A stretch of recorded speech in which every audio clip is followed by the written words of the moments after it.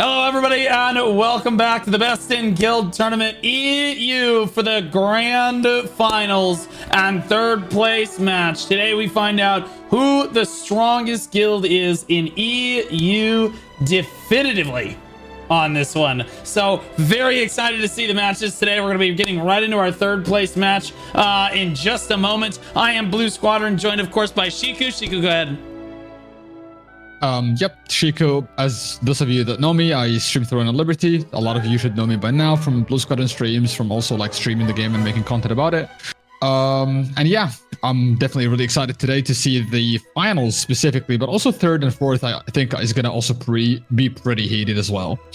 Yeah, I am super excited as we look ahead to the very first match of the day. That is going to be, of course, our third place match between Failure and Disaster Death. Let's take a look at that match as we get started here. Disaster Death, the Cinderella story of the entire tournament, almost knocking out Sin Nova yesterday in 3 very close games, taking them all the way to round 3. And they're an early access star guild.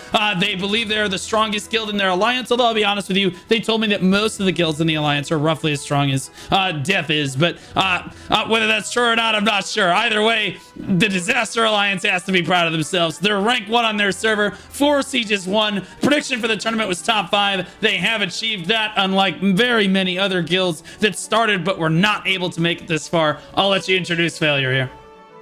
Yep, Failure is an early access server guild that is currently playing on Lightbringer. They have won 6 sieges, which puts them above Disaster Death in that department. However, we've seen, as you mentioned, that Disaster Death has been showcasing a very high level of playing in this tournament. They already achieved their goal for top 5, maybe even they get third today. But I do think this match is going to be pretty hectic, and I do think we might even see 3 matches for this one. Yeah, we actually have a treat for you guys today. We're gonna pull them in here one at a time. So we're sitting in the War Games Discord here. We're gonna pull up Disaster first. Here with us in Discord is Necromancer's Disaster. He's the GM of Disaster Death, or essentially leads the Disaster Alliance. Necro, how are you feeling about today? First of all, how have you felt about your run through the tournament? Did you expect to get this far? How are you feeling about today's match? Are you confident? What are you feeling like? First of all, hello. It's Necro Cancer. Sorry. Ooh, it doesn't matter. It's fine. Well, I know that we were gonna be in top 5, but yeah, we ended up in top 4, and we will probably win this match too. You think so? Yeah. Yeah, you gotta have confidence. You gotta, I like it. I like going in with confidence. That's good to hear. So, Necro, can you explain to everybody what it's like to basically? You've been leading this guild now for a few months. It's got to be a full-time job. Like, I know it because I've done it before, many times in the past. What does it feel like to kind of get this far in a tournament like this after working so hard? Essentially, I mean, what you've done basically is slave labor. Okay, you worked basically for free for the last few months. Finally, you're seeing a lot of that hard work pay off. You get some admiration. That's got to feel good, right? Yeah, it feels good. First of all, sorry for my bad English. I'll try my best. You're totally fine. You're totally fine. Well, it's a full-time job indeed. Fortunately, I work at home. I own my own business, so that's why I have so many online times, and I can take care of the guild. But the thing is, we were playing and currently still played with 4 guilds, and managing 280 people is just mind-blowing. It's so hard. So hard, dude. It's so hard. Yeah. And if we play with 1 or 2 guilds, probably no one could have matched. You know, we would be much more stronger than our current state. But we just tried our best. We were pretty strong on ZVZs. That's why people hate us. You know. Yeah. Right. As you mentioned on your last stream. they said that Disaster is dogshit PvE guild, but that's the only reason, because they lost and they dipped the server. And yeah, absolutely. we proved that when we want to do, we are also good GVG guild and also doing pretty good in war games. Right on. Well, okay, so final closing thoughts here. Do you have anything to say to Failure before your match today? I'm not sure if you guys have any beef with them or if you've played against them before. You seem pretty confident into them. So, like, to the Failure fans playing, listening from home, what do you have to say to them? Well, yeah, we had some bad history with Failure. I'm gonna be honest, there was some hot word chat before our old server.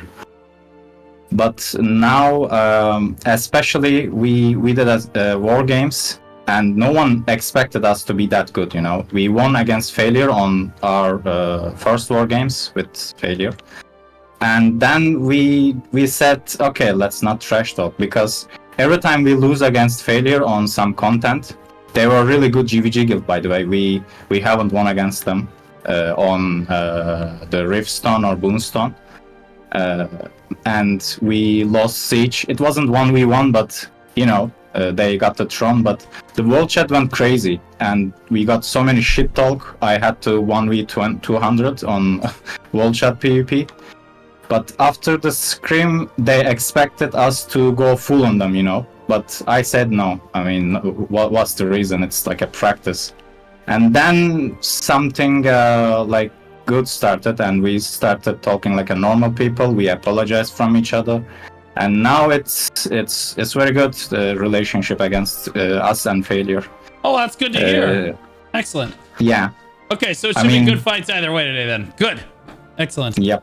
All right on. Anything you want to say to anybody at home, or you want to give a recruitment message before the match today? Well, yeah, of course. As everyone knows, game is turning into a GVG state. They mentioned that they're gonna make field bosses in their server. So we are planning to make our guild very strong, and as a S+ tier guild in EU top 3, we recruit healers. And if you trust in your static, we can also consider taking you as well. Feel free to add me on Discord, or you can join Discord/Disaster and make an application, and I'll take care of you. Right on. Thanks so much, Necro. I'll move you back down now. Good luck today. Hopefully we hear from you after the match too, with the winners interview there. Good luck. Thanks. Have a nice stream. Hopefully I will, to be honest with you. All right, and now we have Failure's Notexka in the call with us here. I believe leadership representing Failure here. Notexka, how are you feeling about today's match? Also, did you think that Failure was going to make it this far in the tournament? There's been a lot of shit talk towards Failure. A lot of people don't like you guys.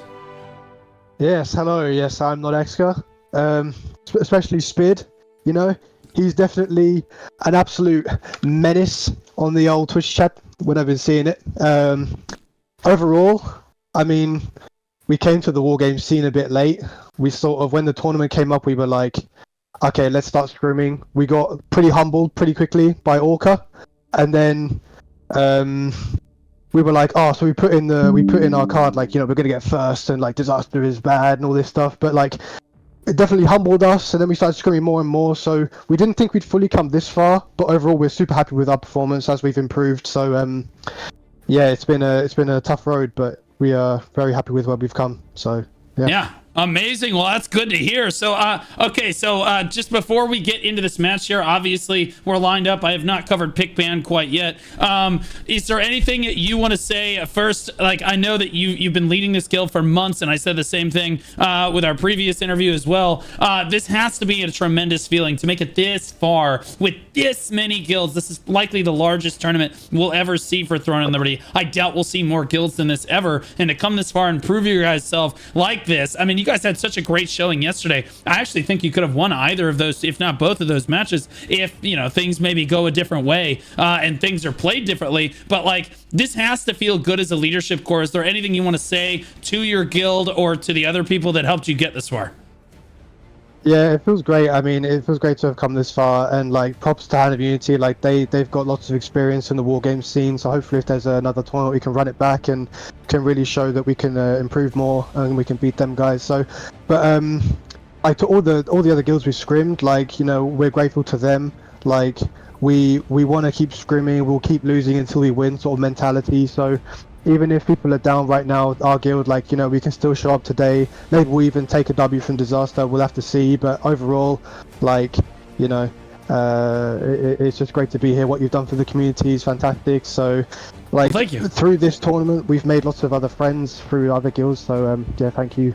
Well, that's really good to know. Yeah, like the entire point of making it a TNL EU War Games Discord was so that it could be a community Discord people could use to kind of connect with one another, and the scene could kind of bond and stuff over, whether that be through toxicity or through mutual respect for one another. So I'm glad that it's having that effect. Is there anything you want to say to your opponents today? I know that we had it explained that you guys used to be like super beefing with each other hard initially when the game came out, and there was a few sieges that were kind of rocky, but now you've kind of made up, so now it's like kind of good fights. Is that right?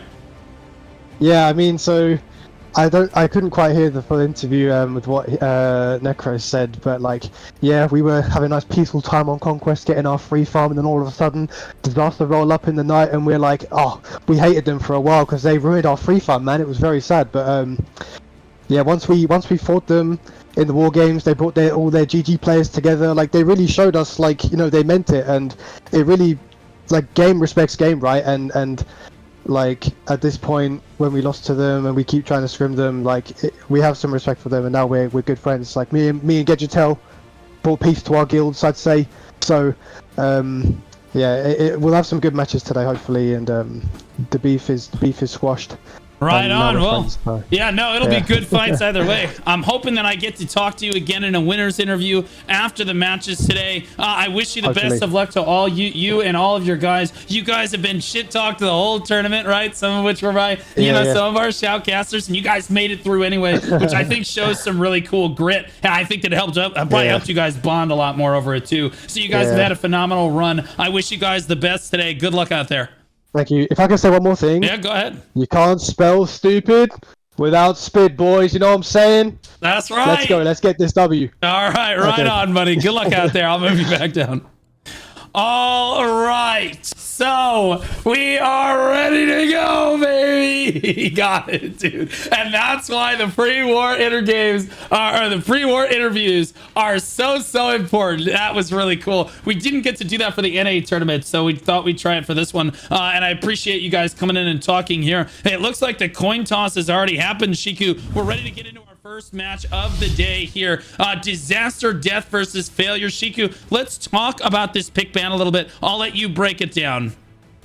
Yeah, so apparently Failure won and they chose pick, and talking about the pick later on, Disaster has banned Malakar, Morokai, and Aelon, which you do expect, honestly. Like Morokai specifically, I'm surprised that they didn't want to take that power pick, but seems like they wanted to avoid that. The pick, however, is, as we've seen yesterday, a map that Failure lost on, which is Kawazan. Pretty interesting pick. It's kind of as they're trying to send a message and take the practice here today on a map that they had a bad time on yesterday. Yeah, banning like Malakar, Morokai, and Aelon, they don't want to take kind of a 50-50 map, but then to pick Kawazan, it's like they prepped it. They must have been prepping last night after that match went poorly, you know, like that. Maybe they've got a little bit more experience than their opponents here. We'll see if it kind of helps them out, but our first map of the day is going to be Kawazan, which is kind of a heated map, guys.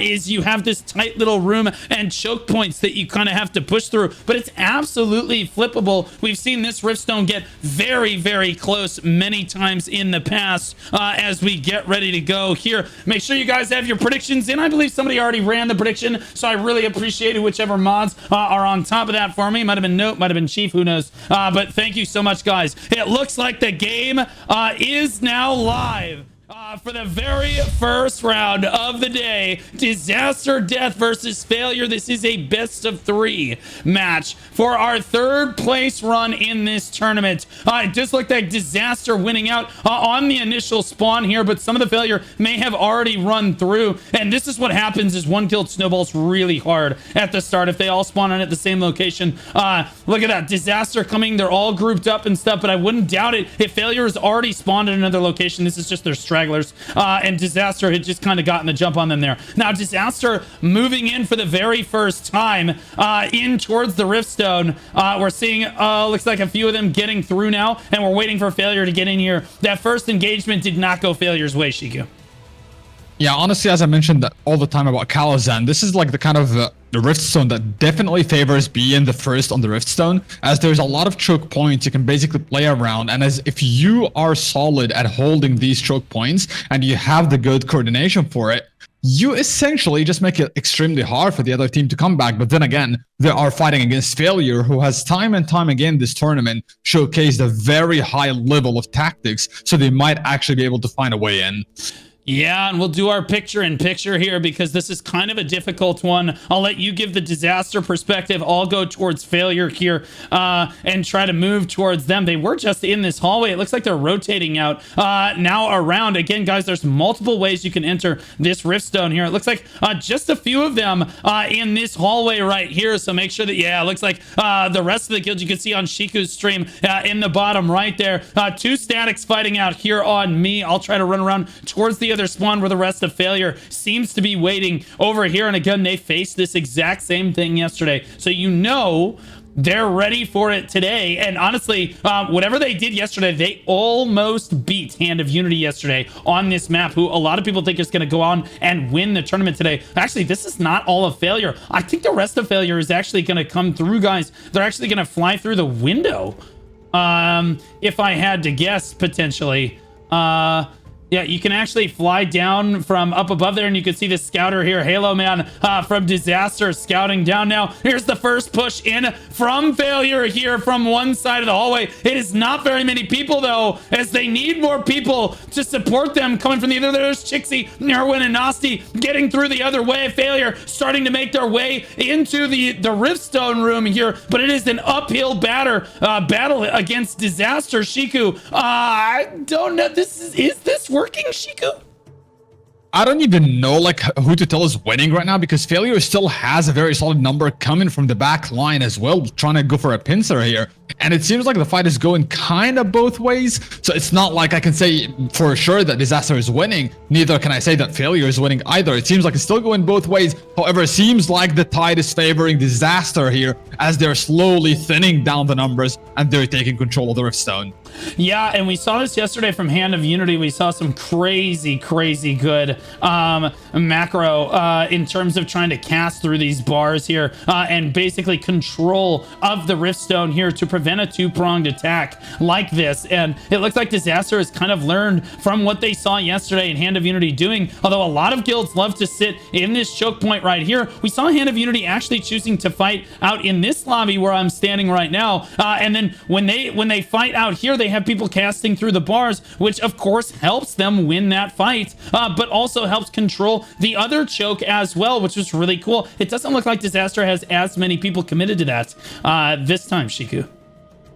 Yeah, that's also very true. It's looking like Disaster is playing more like organized in the sense of like they're just like holding these choke points pretty tightly. They're not as spread as Hand of Unity showcased yesterday in any way, shape, or form, which is still fine, but it's pretty interesting to see that this is the map that Failure picked, and you would assume they had something prepped, but it doesn't seem like it's going in their favor, and that is looking like a very rough start for them. Well, I think they're a little off base, mainly because, and the reason this looks really one-sided here is because there's only 10 or 15 Failure members at each entrance, guys. And the problem is what Disaster is basically just collapsing down with 40 members on top of 15, and then the other two sides. I mean, of course it's going to look one-sided when you're totally split like that, but that's what Failure feels they have to do to try to win this one. And now we see Disaster Disaster coming out towards the spawn here.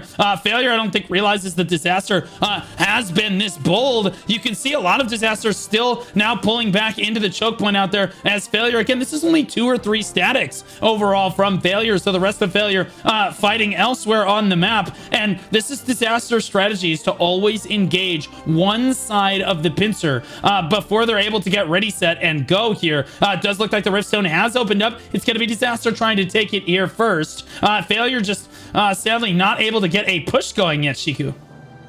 Yeah, Disaster, like, even though they're having, like, list numbers here, it seems like Failure is definitely having a very hard time getting rid of them and pushing through, but they finally found success to push through. However, I do not think they have the numbers to actually get a full engagement here. Even though they're trying to go for a pincer one more time, they are actually winning this other side, but as you say, Disaster seems to take the fight on one side and then they turn into the other side, which might actually bite him in the ass in this instance, as Failure is finding success and are finally capping this Riftstone. There we go. Failure clearly with a strategy that other people don't understand, as it looked like their pincer attack wasn't going to work out for them. But this time, 3-pronged pincer coming through and actually managing to not only get the cap on the stone, but also getting 25 boots on the stone as well here. Their numbers starting to thin a little bit now as Disaster starts to win this skirmish in our very first match of the day.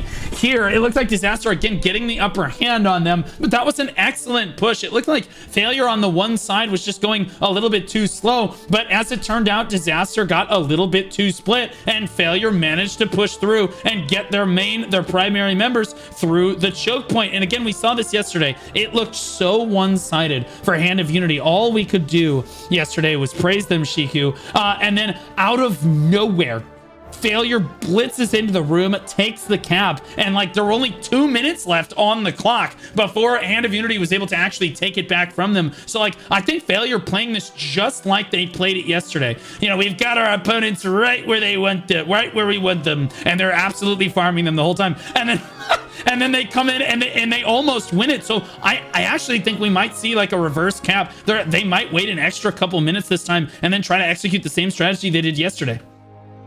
Yeah, I do believe that obviously Failure should not take this lightly. I don't think they should like feel like they won this just yet, because Hand of Unity is a very strong guild, and if Failure managed like getting that cap like to that level that even made Hand of Unity sweat a little bit, I think they might actually make a huge comeback against Disaster, and they definitely need to be on their toes so that they don't get picked up like what happened with Hand of Unity yesterday. Yeah, Failure diving into this room here, and I find it interesting that they chose Kawazan, right? Clearly, and they kind of let Disaster have the room early, almost intentionally, just like they did with Hand of Unity, but like clearly they have a strategy for it. Like they can cap it whenever they want. They come in here, they got another cap down once again, just to kind of start one up and see what they could do. But like, I'm not sure if this is necessarily the play. You know, you have to think about the pick ban a little bit here. Yeah, I definitely agree. Like, it's pretty interesting to see that they went for Kawazan, especially after yesterday. I did not think they would ever want to play on this map after that, but surprisingly they went for it, which led me to assume they have something planned, or they just want to take the practice possibly. Maybe now that they didn't get rank 1 or 2, they decided, you know what, let's YOLO, whether we get rank 3 or 4, it doesn't matter, and let's just get this practice run going. Yeah, you should. Yeah, I was gonna say, yeah, make sure you're getting all the people, because there's people just behind you. There's a massive amount of fighting going on in that hallway. There you go. I would get the rest of those people in there. There's a lot of fighting going on in that hallway, in the bottom right down there. And I'm trying to cover the Riftstone room right now, because Disaster pushing down this. They saw Hand of Unity yesterday get overwhelmed from this direction, and they keep basically collapsing. That's only about a third of Failure's main force right there, and Disaster is pushing at them with at least 30 people right there. And so like, yeah, their plan is to basically outnumber them on one side and then basically just try to drive them back across the board with just one strong convincing push on each side at different times. And it did work that time, as a Failure basically pushed fully off the stone now. Yeah, I just like to see how Disaster, even though they were a guild that people were saying are not going to do too well, they are showcasing a very high level of strategies, like almost equivalent of what Hand of Unity was doing yesterday, and the way they're holding the chokes and the way they're like moving back and forth between points to assist accordingly, and they are getting great success out of it as well. It's almost as if I'm rewatching Hand of Unity playing all over again. Gosh, Disaster though. I mean, like, yeah, I understand we're giving Failure a fair amount of props here, but gosh, man, Disaster is so strong, man. They come down this hallway as a unit. They are all one brain, one force, one hive mind, and you can see the moment that the shot caller says go, everyone steps down the hallway, and the target focusing coming out for the individual statics, as he said in the pre-game interview there. Look at how quickly these people die on my screen here. You can see, hey, they hit the go button on one person, bam, that person's health bar gets obliterated. That's from 3 or 4 players hitting you at the same time like this, and that kind of unison right there is exactly what you expect out of a potentially third place guild like this. Yeah, they're definitely playing this very well. However, I feel like Failure is slowly starting to gather up their forces. They're slowly picking up the people that are trying to like hold them in the chokes, and they might actually have a very good push incoming. However, I can definitely imagine the Disaster leadership just sitting there grinning right now, as they did say they do expect themselves to win this one. Yeah, absolutely. If you want to go into the Rift and monitor what's going on in that stone so that I don't miss anything, I'm actually outside right now watching it. It is actually absolute chaos. And I'll be honest with you, I think the Disaster watched the VOD yesterday, and they know that if they let Failure set up, get ready, get set, they absolutely can.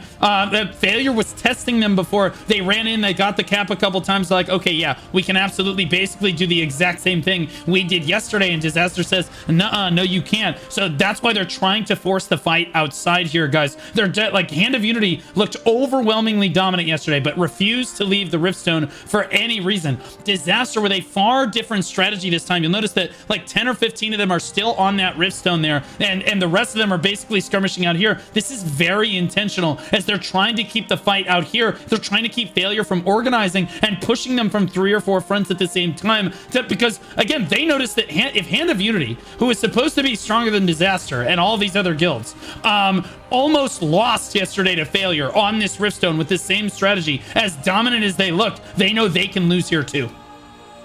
Yeah, definitely. I do think Disaster is playing this very carefully. However, Failure is slowly but surely finding these engages in which somehow they're wiping Disaster. Like, you can tell they already are on point again. They are getting the cap again, and they seem to be actually thinning down Disaster again. But somehow Disaster just bounces back pretty damn fast, and I think that's where Failure needs to work on, and they need to make sure to hold their ground a bit longer. Maybe they will actually find the success in these last 12 minutes. Yeah, and see, that's exactly what I'm talking about, guy. That's why Disaster is trying to keep the fight outside. Look how close this fight actually is. I understand it was so deceptive before, and it looked like, oh, they're just farming them on spawn. No, they are actually trying. It's part of the strategy. They're trying to keep Failure from doing this to them. As the big Failure swell comes through, they hit almost 25% on the contribution. All of Disaster is now called back inside the Riftstone room here, as Failure again starting to rally on in here, starting to get the short end of the stick one more time though. But again, that has to be a scary feeling when the other guild gets on top for even a few moments on a map like Kabazan. You can end up basically all of you spawning outside for like instantly, like oh, now they have control of all the choke points. Now they have control of the rift, and look how high their percentage gets, you know what I mean? And I'll be honest with you, Disaster's actually having a hard time quelling this rebellion here, as Failure is giving them a run for their money. Yeah, I do admit, like, Failure is definitely starting to slowly build up the momentum, but it's just not quite there yet. And you can clearly tell by the leaderboard as well that Disaster is just like fully dominating at the moment in terms of DPS, which is just insane to see. I do know that Failure seems to be like taking this as a more let's practice kind of Riftstone because we lost on it, but even then you should not expect on a 3rd and 4th match, like ranking wise, this level of dominance on the leaderboard unless something is just fundamentally going wrong in this fight. Yeah, I would agree, but Failure was, I'll be honest with you, Failure's been losing on the leaderboards in a lot of their previous matches too, and they made it all the way to this 3rd place match. So, and again, we've seen in many matches of this tournament, the leaderboard means nothing at the end of the day. It does not tell the full story of the match. Look how many people they have on the objective right now. It's neck and neck with Disaster, despite the fact that Disaster does have more damage on the leaderboard. That's partly because they got the initial spawn advantage advantage on them. That's a lot of damage right there. They've basically outnumbered them on one side or the other and bulldozed through them. That's a lot of damage right there. Of course, that's going to contribute to their kills overall. I would say that these players are actually a lot closer, but Failure is trying to execute a much more delicate strategy here, and Disaster, I think, very clearly has the edge between these guilds. I don't think that that's up for debate. No question, I think Disaster is just a little bit stronger in the skirmish, but Failure, I think, demonstrating that they have stronger strategy overall. At least they have a strong enough strategy that they're able to make up that difference at times here. And again, you see 21 against 26. It does look like it's going to get shut down one more time. They're going to have to come through and cap this. But again, they are in constant battle on this Riftstone now. As Disaster tries to push them off, they want to move this fight away. We're at the 9.5 minute mark here. This is around last time when we saw Chags come in and take that cap, and then out of nowhere, Failure flipped the stone, and then Hand of Unity just completely on the back foot had to recap it again, Shiku. Yeah, from what I'm noticing, what Failure is doing strategy-wise is that they're trying to thin the numbers outside. As they keep prolonging these fights, they slowly start thinning these numbers that are trying to fight them outside. And as they find success, they all of a sudden like go in, cap that stone, and then funnel all their numbers in at the same time, in which they just overwhelm the main blob from Disaster. And that seems to have been working, but right now, even though they went for the cap, they seem to be overcommitting outside, which I think should change, and they need to get on that point as they are already winning that fight outside. Yeah, and they should just go and assist. Thank you for giving us that perspective. Some members of the audience asking why there's Disaster Rage on this match when they already had a team in the tournament. Guys, to be clear, no one player can play for a team that more than one team. However, if you're in the same alliance, you can help fill, right? So there are players from Disaster. There are 70 players in a guild. Only 48 played in Disaster Rage. That means that the rest of the guild who didn't play in Disaster Rage in this tournament are eligible to help fill Disaster Death's roster today, and that's exactly what you see. None of these players actually played for Disaster Rage in the first round of the tournament that we saw. They are different players, but they're still in the same guild, if that makes sense there. Disaster actually shutting the door on all of this aggression as we see the Riftstone perfectly clear, and I'll be honest with you, Disaster on edge, though, a little bit as we see you following the Failure ball on in here. It's very difficult to track Failure as they're attacking from so many fronts at once.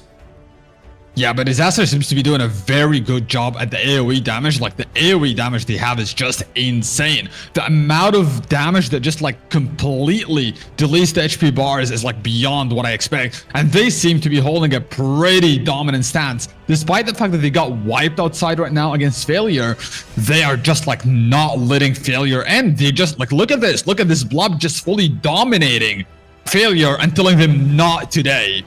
Yeah, not today. Failure being pushed back now, and I think they're very intentionally waiting. They're waiting until around, hopefully we should see them swell around the 5 to 6 minute mark if they're going to actually try to execute what they tried yesterday. So it should be in the next 2 minutes or so. They want to do it right at the end of time remaining so that Disaster doesn't have a time to reflip the node. That's exactly what Hand of Unity did to them yesterday. They dumped all of their cards on the table. They went all in. They actually did manage to win it, but then they did it too soon. And they were able to take it back from them. So we'll see. Failure is setting up right now. Unfortunately, Shiku giving us that outside perspective. We can see them running around out there. I'm too afraid to leave the Riftstone room because suddenly 40 Failure will just show up out of nowhere and when neither of us will be in here.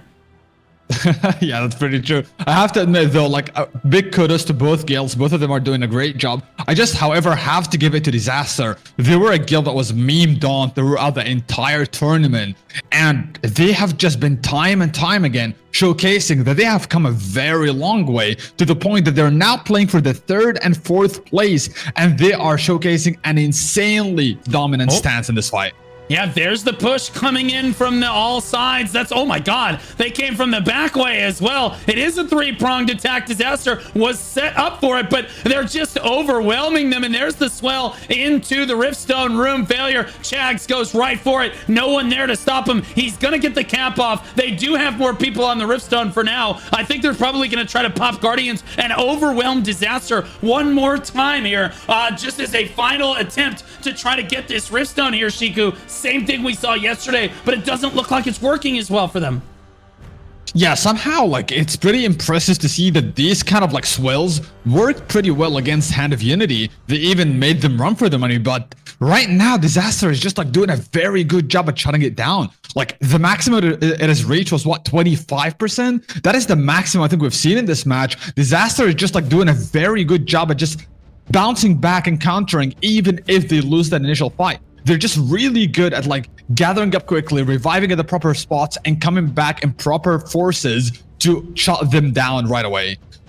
Yeah, I just think the target acquisition Disaster looks so strong. This is definitely a force to be reckoned with. I think that as time starts to tick down here, it's pretty obvious that Disaster has been quite dominant in this first match, and honestly, almost more dominant than we saw Hand of Unity be yesterday. I think they were hoping that Disaster might not be as ready for this map, but like they were clearly almost more ready in this case, mainly because they saw Failure's strategy yesterday. They were able to see it and they were prepared for it today in the event that they did choose Kawazan. You have to look ahead to the next map here. Clearly they don't want to play on Grand Alon. What do you think is the play here against a guild that kind of has the edge on you?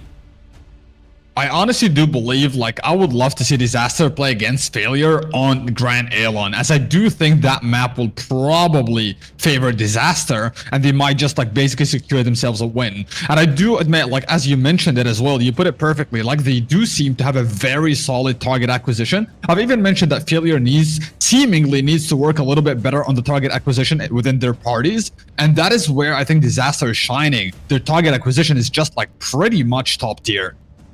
Yeah, we see Failure trying to swell one more time down the different hallways here, but they just failed their cap on the Riftstone as they pulled off. Initially, a fair amount of them actually got slept right there. A fair amount of Disaster actually got slept right there and woke right back up, sadly. But Failure backing off one more time. I think they're going to try one more time for a cap, but they're running out of time here. They don't have all the time in the world. There's only 3 minutes and 20 seconds left in this first map. I believe that this is going to go Disaster's way very convincingly, and I think it's because, again, Disaster just saw their strategy yesterday. Failure thought they'd run back the same strategy. They tried again, and Disaster was just more ready for it. You see them engaging outside really frequently. That is not something we saw Hand of Unity try at all. And again, they got overwhelmed on the stone. Today, Disaster almost got overwhelmed 2 or 3 times, but clearly they've been ready to go on this one. Here's the first people diving through. This is the front line diving through for Failure, and they actually are losing HP, which is not something that you want to see. This side coming through, that side coming through as well, and then here comes the back way. Look at that, man. I'm telling you, it takes a lot, guys, to try to get 3-pronged attacks like that, but there it is. Failure making it work, and they swell onto the Riftstone one more time with 2.5 minutes left to go. They actually do have more people on the Riftstone than Failure, and they start to climb. Highest percentage we've seen them have all match long. It's Guardians popped, Remedies, everything they've got. They're pushing right now. They're up at 27. They have one more person on the Rift than Disaster. Disaster has Guardians running. At least a few people that do have Guardians available are running them right now as well, as they know that this is the moment that Failure is trying to swell for the final time. And I'll be honest with you, that was definitely some life right there. I definitely think, obviously, Disaster has the upper hand here, but Failure shows life, and they show a lot of promise. Those 3-pronged attacks are not easy to pull off, Shiku. Yeah, definitely. There's a lot of coordination that goes into this, and the fact that they're not only pulling it off, but also managing to find success with it and being able to cap showcases that Failure is obviously doing a very good job. But from what I've noticed is that when it comes to regathering, Disaster just has that advantage. Every time Failure is losing a fight or Disaster loses a fight and they're both starting to regather, it seems like on the way back from the choke points that I'm watching, Disaster just finds a much better time picking off these targets as they come, and that allows him to have that advantage on the Riftstone. And I feel like that is where Failure needs to work on. The regathering is where Disaster is just outshining them, and that is leading to this level of dominance of the Riftstone. Yeah, just absolutely incredible performance for Disaster in the first map of the day. This has to be a big boon for them as they move into the next match. Again, best of 3s are all about momentum. You win that first match, especially in a convincing manner like we're seeing here. It bodes very, very well for Disaster in the future here. So they're very excited. Failure is going to get the next map choice here. Do you throw something at them like Chernobog? You know what I mean? Like what do you throw at them? Personally, my choice would try to be Cherno. I think you might be able to outplay them there. Cherno does sound pretty good because like of the chaotic nature of it, even though in my head Disaster might play that better, but I do see where you're coming from. I do see that like catastrophic level of the layout might actually give Failure a chance to kind of outplay them on an individual level that could lead to that happening. But I can't really think of any other map where Failure might have an easy time against Disaster, as Disaster just tends to shine in these blobs, and you just want to avoid these blobs fights. Yeah, absolutely. Look at that leaderboard. A staff dagger leading the leaderboards. If you're a staff user out there, there is hope for you. 3.2 million damage from Gichutel, from Disaster Death right there. Super, super sick to see that. Failure on the leaderboard. Shonski, the highest in his guild, at least kills-wise, right there. Let's see who has the highest damage taken in the lobby. I see 1.35 million for Cord. Great Sword SNS right there. 1.3. Yep, that's the highest. An actual tank getting highest damage taken is very impressive. You love to see that. 9 million damage healed from Ankizi from Disaster Rage. Has to be the highest in the lobby. Very unlikely to see more than that. Yeah, so Disaster definitely dominating the leaderboards and really just dominating that first match. What a statement. Yeah, that was actually pretty well played on Disaster's end. I would like to believe, though, even though I am an old Disaster fans, I do like Failure as well. I do want to believe that Failure was using this chance, that first fight, to kind of like take a little bit of practice on a map that they had a hard time on. That is what I would like to believe, at least, that they're just like taking that practice, and then in the next fight, they will showcase what they're actually made of. But obviously, Disaster is not an easy fight for them, and I do believe Disaster is just extremely strong in this tournament. Yeah, absolutely. Very excited to see the second match of the day. It looks like the first one's gonna go Disaster's way here. They are 1-0 up now in our third place matches of the day. As we're gonna take a look at our sponsor, I'm gonna throw it over to Thronely.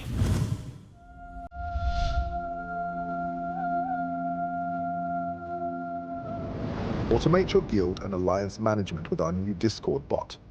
Easily integrate member profiles into the Thronely ecosystem with just one image upload.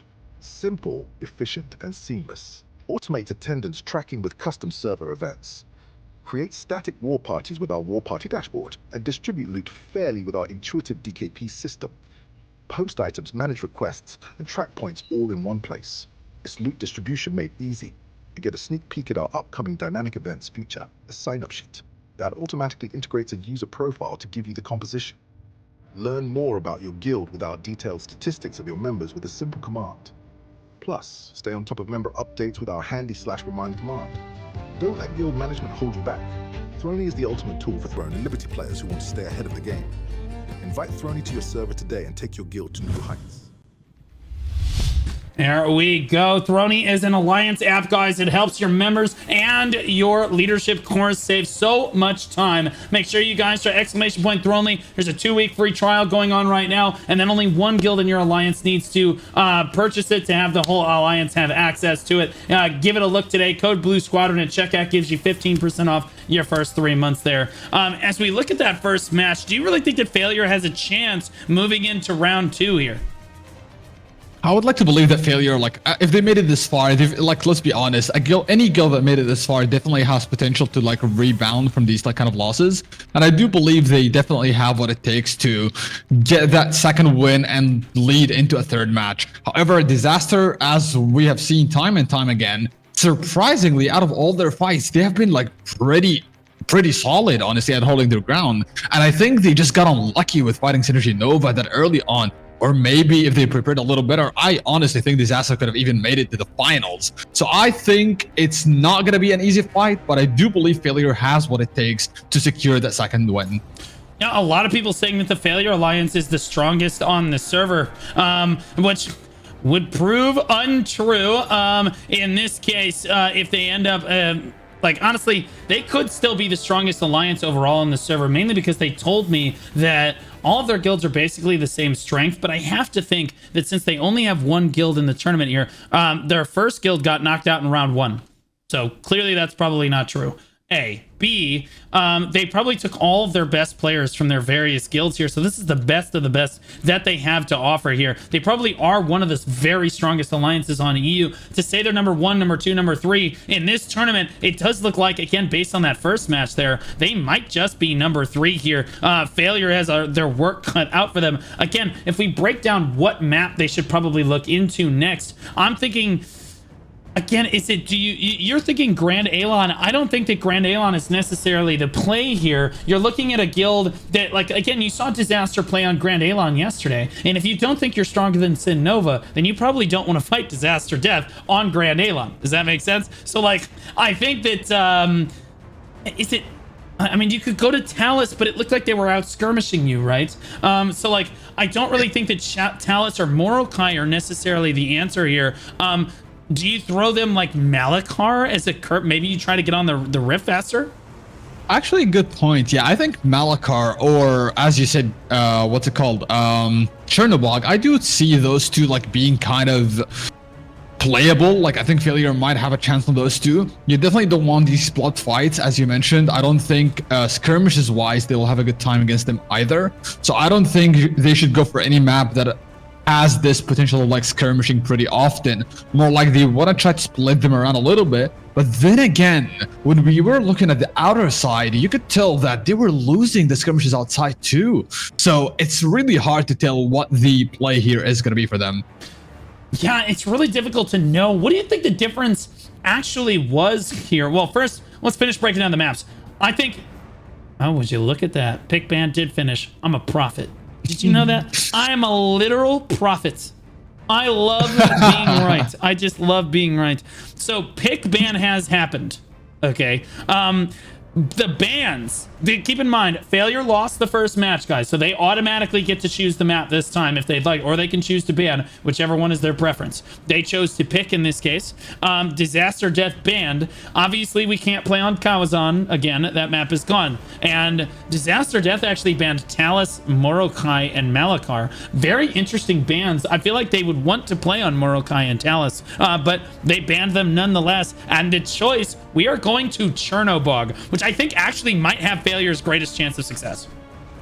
Yeah, I do think, like as you mentioned, Chernobog does seem like a good map for them to maybe find success on. So I do believe this is not a bad pick at all. However, it's definitely going to be a tough fight. But as you mentioned, you were asking like what went wrong there when it comes to Failure. I'm going to be honest. I've noticed that a few of them were not playing their usual picks for the tournament. So as I said, I would like to believe that this was more of a practice run for them. They wanted like to try different strategies. They wanted to see what they could achieve on this map that they've lost on against Hand of Unity and improve from it. And that is what I would like to believe. And now they should be coming back with their usual tactics and maybe they would pull something off.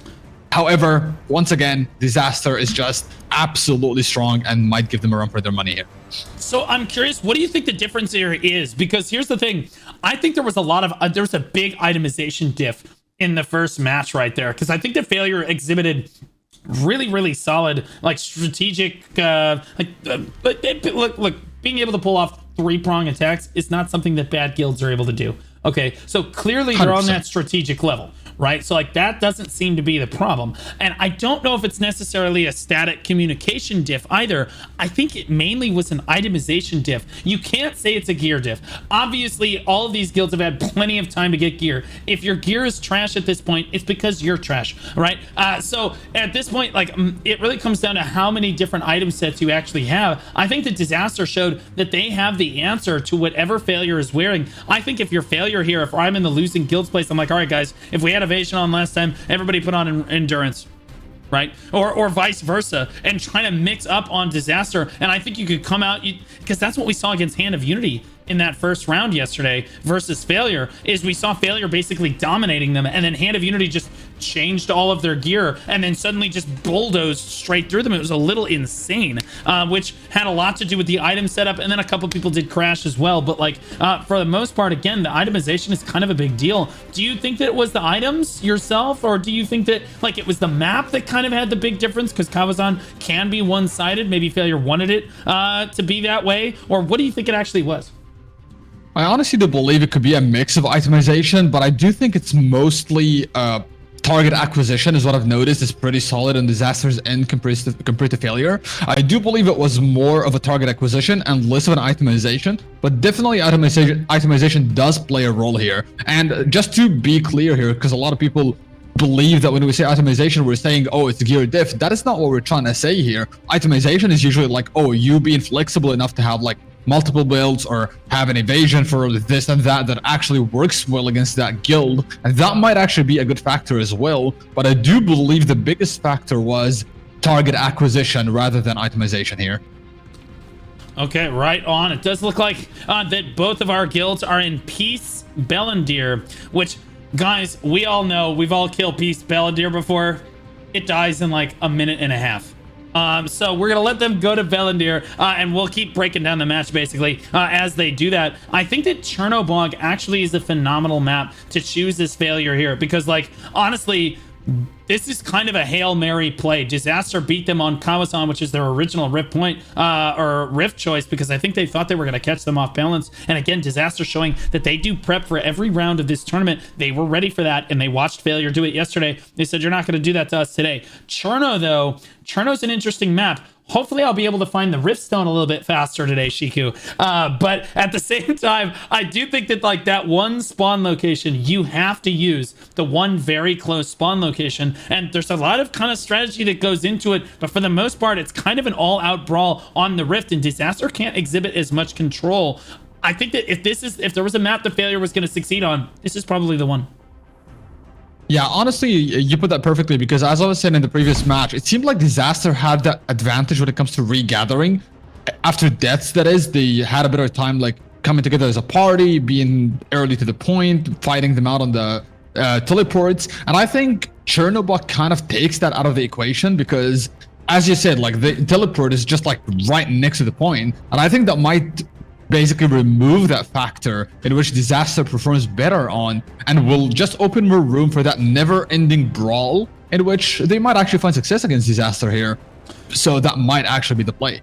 Yeah, I think that Failure actually had moments in that last match where they did swell onto the point. They did. You don't see, in matchups that aren't close, you don't see people getting caps whenever they want. You don't see people getting up over 25% and climbing and then like fighting to try to keep the cap alive. In this case, like you said, Disaster was ready set on the point, so all of their statics are standing there. And I've explained this concept before, that when you're trickling in from different locations and you're having to respawn and run back to the fight, that means you're not with your static group, guys. 6 people in a group, 1 healer, 1 tank, yeah, actually usually 2 healers, 1 or 2 tanks, and then the rest are all DPS. But like the idea is that you're all standing next to each other and you're all in comms with one another. You can all hear the shot caller, but you're all able to talk to one another privately in the call.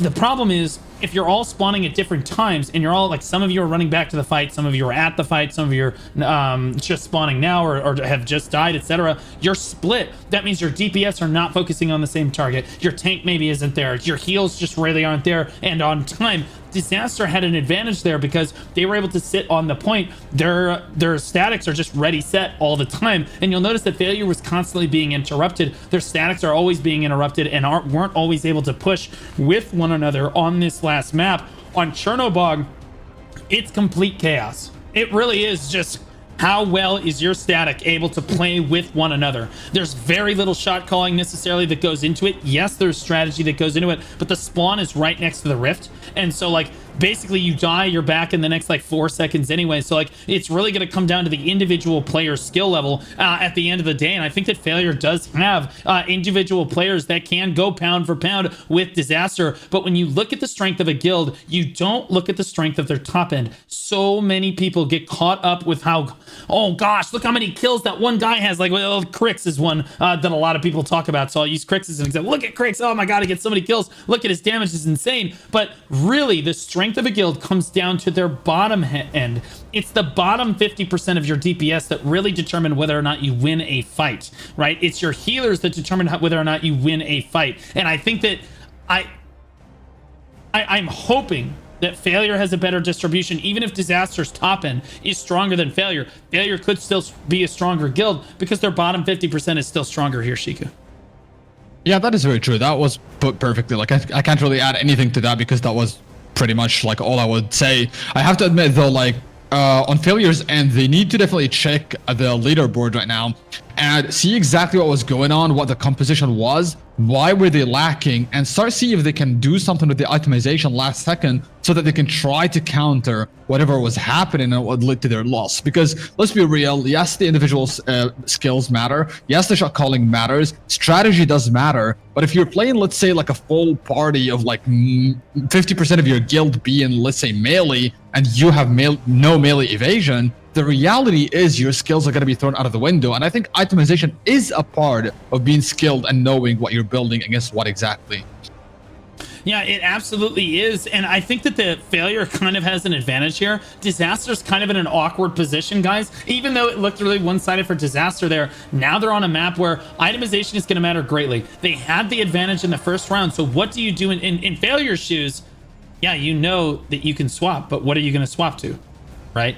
And in Disaster shoes, it's like, okay, well, if we swap our itemization, they might not swap, right? So it's kind of like they're in a draw situation, right? It's Failure that has to make the first move, and Disaster that kind of has to respond to it. So I think if Failure comes out swinging in this next round, we might see this go 1-1. The question is, Shiku, once it's 1-1, how does Failure close out a series? Let's say that they win Cherno.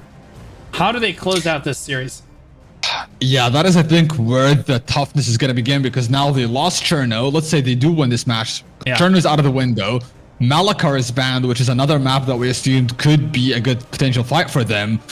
So honestly, the third one is going to be just like pure sheer force. They'll just have to just push through, because I don't think any of the other maps really favor them against Disaster, and they will have to figure something out before then. Yeah, both guilds starting to join the lobby here. I know Spid says that, of course, a PvE guild wants to do a PvE boss. Don't worry, Spid. We know that you're not going to be playing for your guild later today because you're garbage. You'll have plenty of time to do your PvE bosses while your guild carries you. I have no problem waiting a couple minutes for a piece of Bellendir like this. Absolutely no problem at all, especially since it gives me time to break down the match. At least this time I'll kind of know where the Riftstone actually is at this one. I think that last time, again, I have never, it's funny because I have never actually done Chernobog. When the game released, I was on the same server as Cannon, and I said I was in his alliance when it started, and I asked Cannon, I said, Cannon, where you guys go today? He goes, Cherno. I was like, okay, yo, can we come fight you on Cherno? He's like, you don't want to do that. The Riftstone is cancer.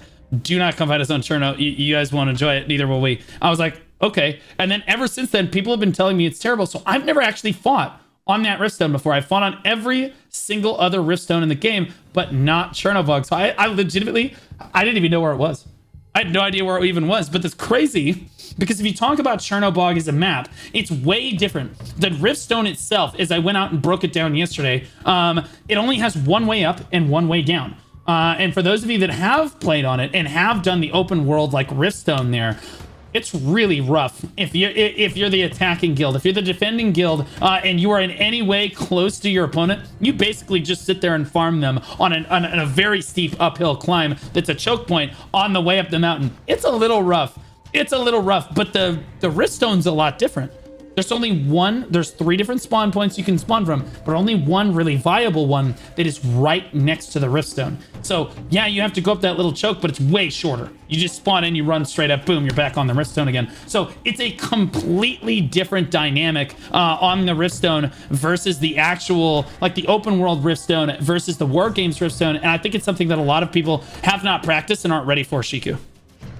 Yeah, I do believe that Chernobog is one of those like rifts, honestly, in my personal opinion, where the only reason you would want to pick it is simply because you know you're just a better guild. Like target acquisition wise, you're better. As a party, you play better. I do believe it's like one of those places that you really want to be solid as a guild to even consider playing on. And especially maybe even be the more dominant guild. So that's why I feel like Disaster might have a bit of an upper hand here. But at the same time, because there is a lot of strategy that goes into it, and there's a never-ending brawl here that kind of once again gets the point of like trying to regather, they might actually be able to secure a win here on Failure's end. Yeah, I guess I think it's gonna be a lot closer than what we just saw. Is the honest to God truth of the matter. Both guilds are actually almost ready and in the lobby now as we get ready to go into our second match of this best of 3 here. Yeah, so yeah, Bellandir is dead on both servers already. And again, that's how Peace Bellandir works. Like, guys, if you blink, you missed it. And again, that's one of those moments where, like, you need as much FPS as possible. And if you want as much FPS as possible, you guys should go with Icon Digital, baby. Whoa! Seriously, though, they sponsor the tournament. We absolutely love them. They have a free-to-download app, guys, that helps you keep track of everything that's going on your computer in the background. Very lightweight, non-invasive application. Free to download. You can take a look at it yourself. And then if you want to do their pay subscription service, $8.99 a month with code Blue Squadron, you can optimize your computer to get 40 to 60% more FPS across the board. So very, very nice, amazing. They also do custom computer builds, which I've taken advantage of before. They ship anywhere in the world, even to South Korea. So you can basically, they will build you a custom PC. Keep in mind, this is not a pre-built. This is a custom PC. You choose the parts, you choose everything. They get in call with you, and it's a free consultation too. So they'll even coach you. If you are looking to build your own computer, you don't know exactly what to build, you can also just take the free consultation. They'll tell you exactly what the best setup is for the game of your choice. And then you'll be basically absolutely gaming and ready for whatever game you want to try to play, whether it be Throne of Liberty, the new Blade and Soul Neo, which I'm probably going to go play. I don't know, Shiku, if you're going to try that. I think you said you were going to try Blade and Soul Neo. Yep. Then Monster Hunter Wilds comes out at the start of this coming month. We're all very excited for Monster Hunter Wilds. Super excited. Crimson Desert's going to be coming out at the end of the year as well. And then we should have a couple other games coming out this year that are going to be really exciting. I think Grand Theft Auto 6 is supposed to come out this year, but that's on console, so literally no one cares.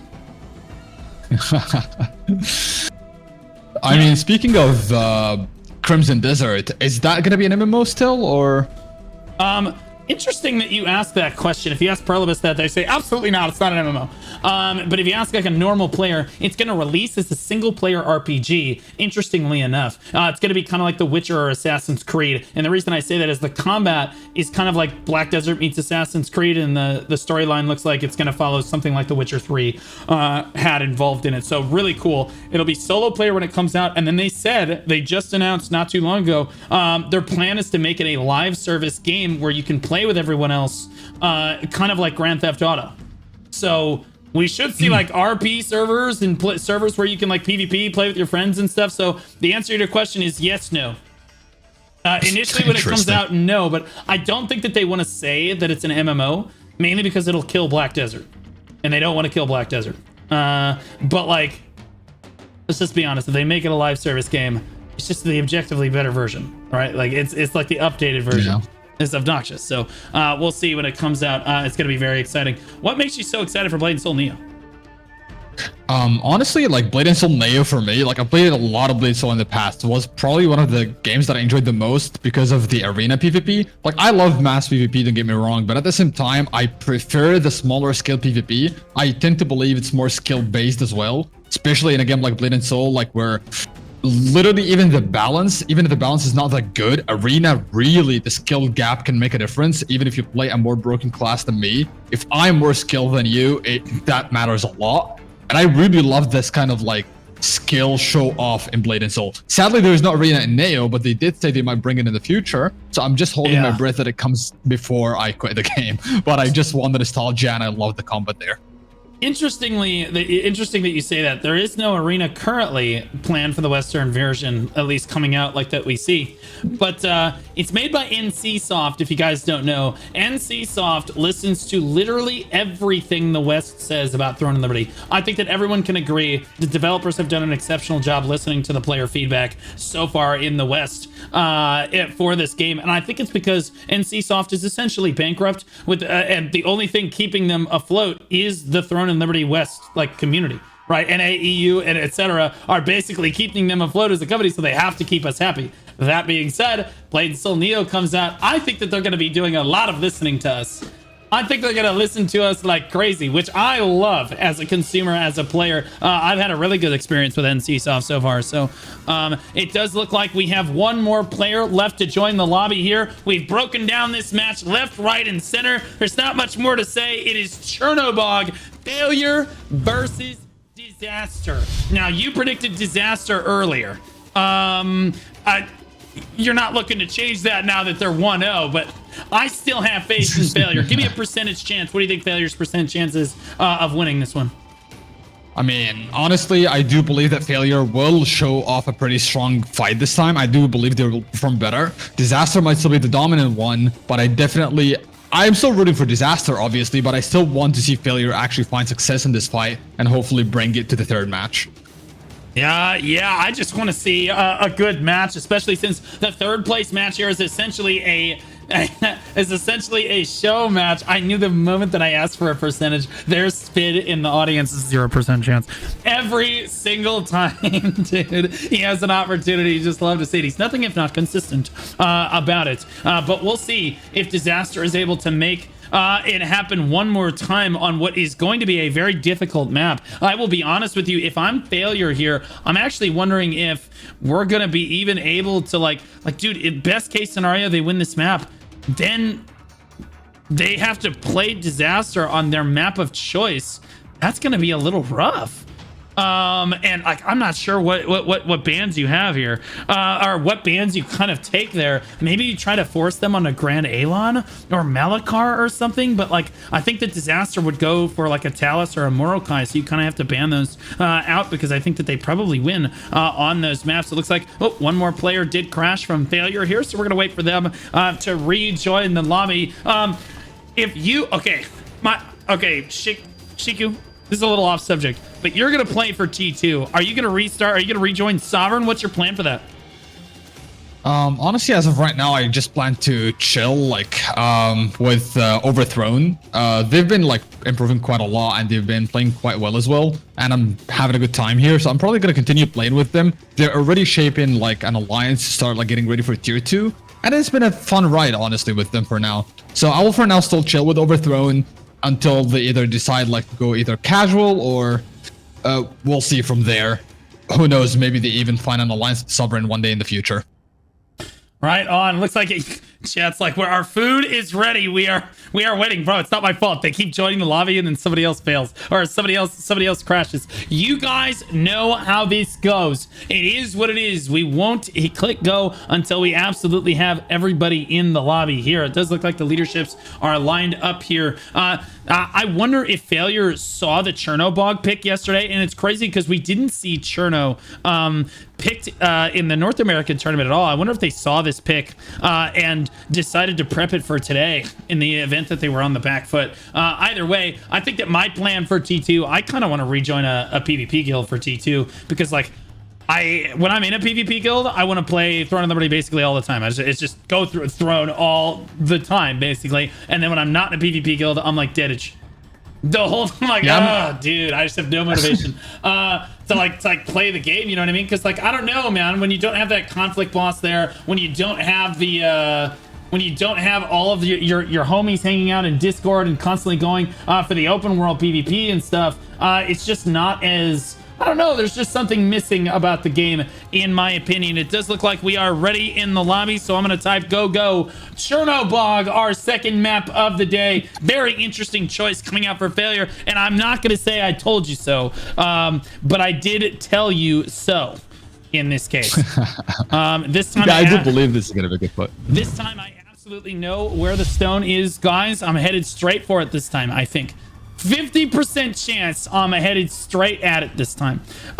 So both guilds should be spawning in. They have almost no choice. They're going to be spawning in on point 2.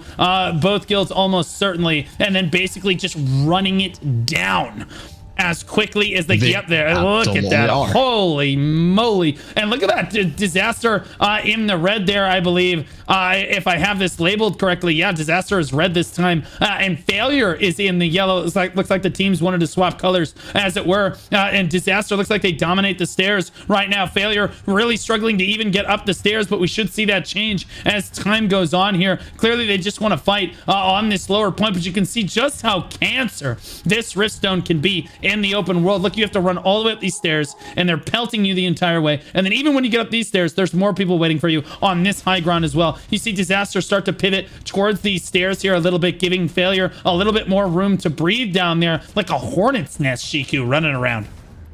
Yeah, I do believe Disaster definitely did a great job like finding that upper ground pretty early on, because that is where you want to be. That is the advantageous spot you want to play on. And you can clearly tell that Failure already recognized that, and they decided, okay, like, you know what, we gotta fall back now, because this is not gonna work out until we start regathering and going for a proper full push, because they just have the advantageous position right now.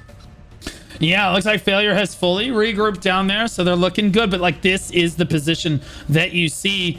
It looks like, okay, so spoiler alert, I am actually in Hand of Unity for the finals match today, so that we will be able to see the kill feed on the map today. They said that they had a spot in the guild, so I actually swapped servers and joined Hand of Unity this morning so that we would be able to see the kill feed in our grand finals match today in the War Games lobby. Normally, you cannot see the kill feed unless you're in one of the two guilds that are in the War Games lobby here. Looks like the front line for Disaster gonna dive in and get absolutely shredded by Failure right there.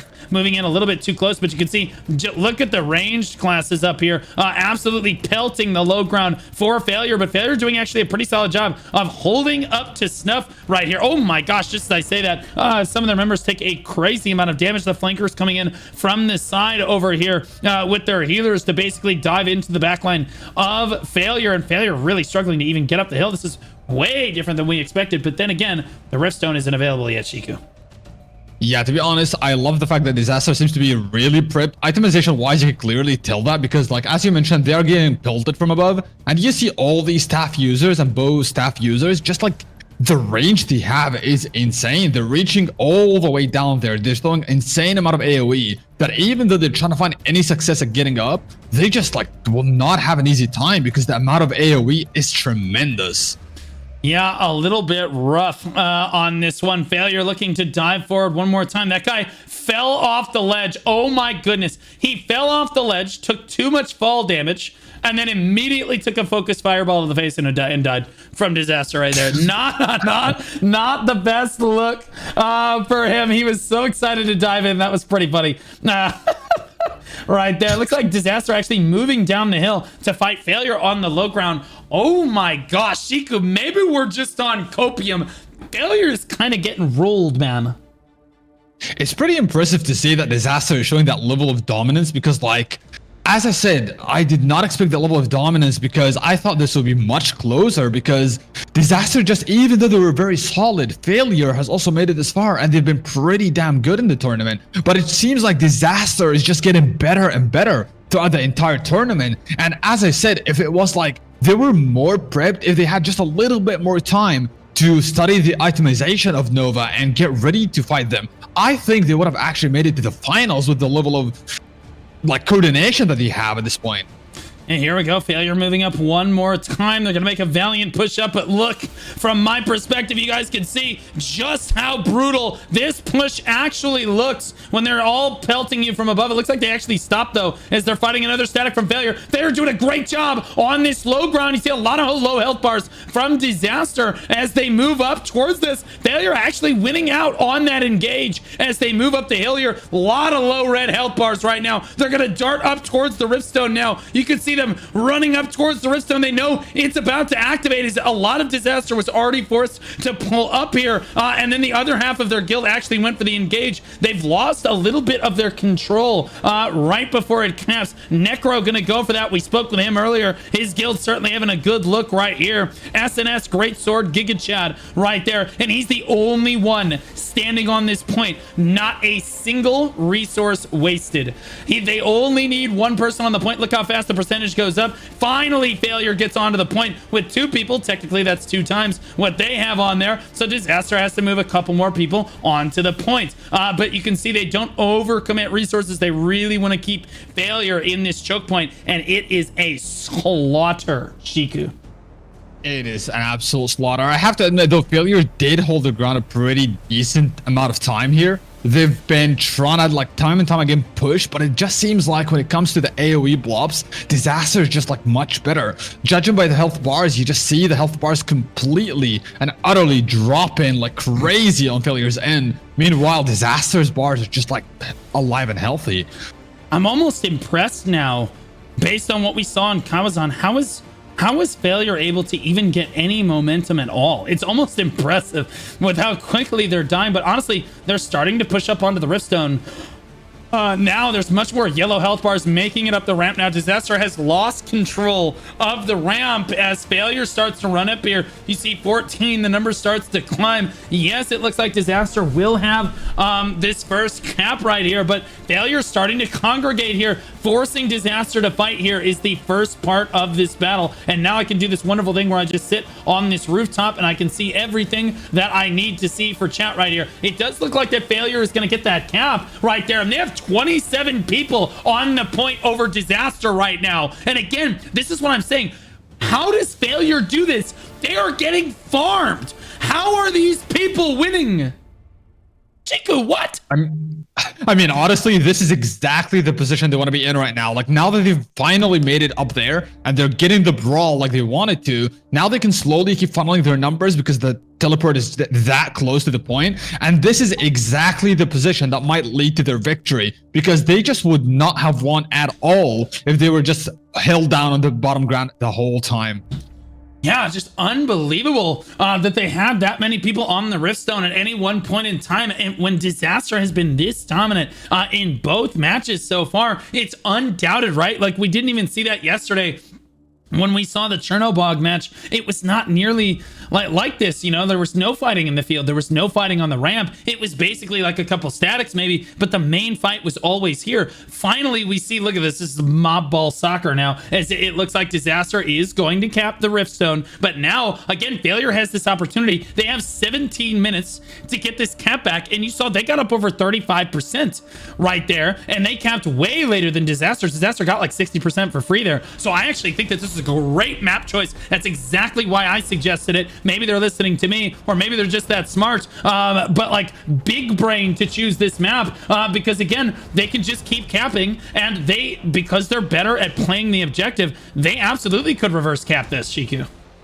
Yeah, honestly, I do agree with you, but at the same time, like, if you look at my angle as well, the people that are on the stairs from Failure's end, this is not a situation they want to be in, because let's be real, they've showcased time and time again in the last fight they are just not capable of winning these fights against Disaster when it comes to like fighting on the outer skirts. And I believe they're just much better off like keeping the pressure and the momentum going on the Riftstone and keep funneling these numbers in, because that's where they're going to be more useful. But when they're just like trying to contest here and hold that choke, which is normally the smarter play to do, if you're not winning it, like essentially it's not even worth it. Well, I'll be honest with you. I actually do think it is worth it, and I'll tell you why. I think that if all you gotta do, Shiku, is if you're Disaster, or if you're Failure in this case, and you know that your statics can't line up head-to-head against Disasters, you put one of your worst statics on the stairs to fight that group, right? Because Disaster's job is to try to camp your spawns. Well, the spawn is right there. Right? So even if they die, even if your worst static dies over and over again that gets farmed, you're occupying that other static's time. It's a 6v6, and you've taken one of Disaster's best squads out of the equation. And that's exactly what they've done here, as they basically only matched them here. And then tempo for tempo, Failure ends up winning the overall fight on top. They're at 42% on this cap, getting absolutely farmed on the leaderboards right now. It is almost entirely Disaster on the leaderboard right now for the first like 20 to 30 names, and it's 43% and climbing, Shiku. I don't think that Disaster is going to be able to keep them from reverse capping this. Yeah, honestly, with the pace it's going, if they keep up that momentum during these 14 minutes, they might definitely get the cap off. And if they truly like took the worst statics and they made sure to put them on the stairs, like you said, then that would actually be a smart play indeed in that sense. But then again, I think they still need to try to kind of assist here and there and not like commit too much, because at the end of the day, it's a numbers game, and you do need these numbers on the stone, and without it, you're just going to keep losing percentage. I don't know, man. Again, I think that they can just keep pushing it up like this. And again, to elaborate on my point there, again, you have your worst static versus one of Disaster's better statics. So you take 6 of Disaster's better players, and you take 6 of your bottom end players, and you just have them fighting each other consistently. Disaster static thinks that they're getting something done, but really they're only disrupting the spawn of the 6 players, right? So like you essentially remove some of Disaster's top end and you only remove your bottom end, it helps Failure look a little bit better. They're at 35% on the cap right now, but they have just under 14 minutes to make this happen. They can take their time, and look how many people are on the point. It's 22 to 22, 21 to 22. Most times it's very, very close. All Failure, we've seen Failure's ability to basically surge very, very hard onto a point like this. So like really all they need to do is let this kind of tick down, make sure that they keep the cap running, and then at the very, like as time starts to run out, maybe around the 6 to 5 minute mark, they basically surge really hard, push to 90, 100%, recap it, and then Disaster just won't have enough time. Yeah, honestly, that's a very good point of pointing at, because like I feel like Failure is slowly but surely building that momentum. Even though they're losing percentage at the moment, it's like kind of like this little back and forth in which if the momentum keeps going, they might find success at some point, because time and time again, they've showcased this like very last minute pushes in which they somehow secure a complete wipe on Disaster, and they've done it even with Hand of Unity yesterday. And I do believe that they somehow find that split minute or split second even of simply getting that wipe. That might actually be the reversal they need in this fight. Yeah, absolutely. Again, like now we're down at 16% here, so they're struggling a little bit right now. But again, I think they're kind of intentionally just kind of feathering their contribution, as we've seen them try to manipulate it in the past as well. Again, they need to take their time with this. If they don't leave Disaster enough time to recap this, it's completely cooked, and they know Disaster is the stronger guild. Like they just head to head, their statics are stronger. So all they need to do is out strategize them in this case. You can see 21 over 20. They absolutely are capable of just pushing everyone onto the Riftstone, popping Guardians, popping Remedies, everyone at the same time. They could be telling their guild right now, we have no idea. They could be telling their guild right now, no one is popping Guardians, no one is popping Remedies until we call for it. And then they all call for it at the same time. That's an extremely powerful push, Shiku. Yeah, that's very true. If they're like playing around these tactics and they're like saving up these like massive pushes, their Remedies, their Guardians, and they're kind of like trying to give Disaster that kind of like leniency in which they let them like lay down their guard and then all of a sudden just pump all of their offensives and defensives, they might actually catch them off guard, get the wipe going, and then last 2-3 minutes even secure that win. Yeah, absolutely. Disaster versus Failure. Looking like Disaster gonna win again in this match. They certainly look dominant right now, but because it's Chernobog, you just never know which way this is going to go, man. This is just how this map is. And a lot of Disaster, if they end up being forced to fight off the Riftstone, or maybe Guardians get popped by Failure, that's all they're going to need to basically push this over the top. I'm surprised that they were at 40-ish, 41, 42% there for a while, and now they're back down at 7.5%. As Disaster starts to clamp down on them here, they might actually lose control of the cap altogether if they're not careful here, Shiku. I'm gonna be honest here, like right now I saw one of the craziest plays. You have two staff users here, both of them holding off like 2 to 3 parties, and they're just like rotating their freezes. They got like a massive freeze, full AoEs, another massive freeze, full AoEs, and just wiped a whole party. It's just such a clean playstyle. Just 2 staff users holding 2 to 3 parties is beyond insane. Yeah, thank you for giving us that perspective on the stairs, man. The picture-in-picture is gaming, as it were, so we can see both things. Looks like Failure did get pushed off the stone here, but Chag's gonna move forward and actually get it one more time.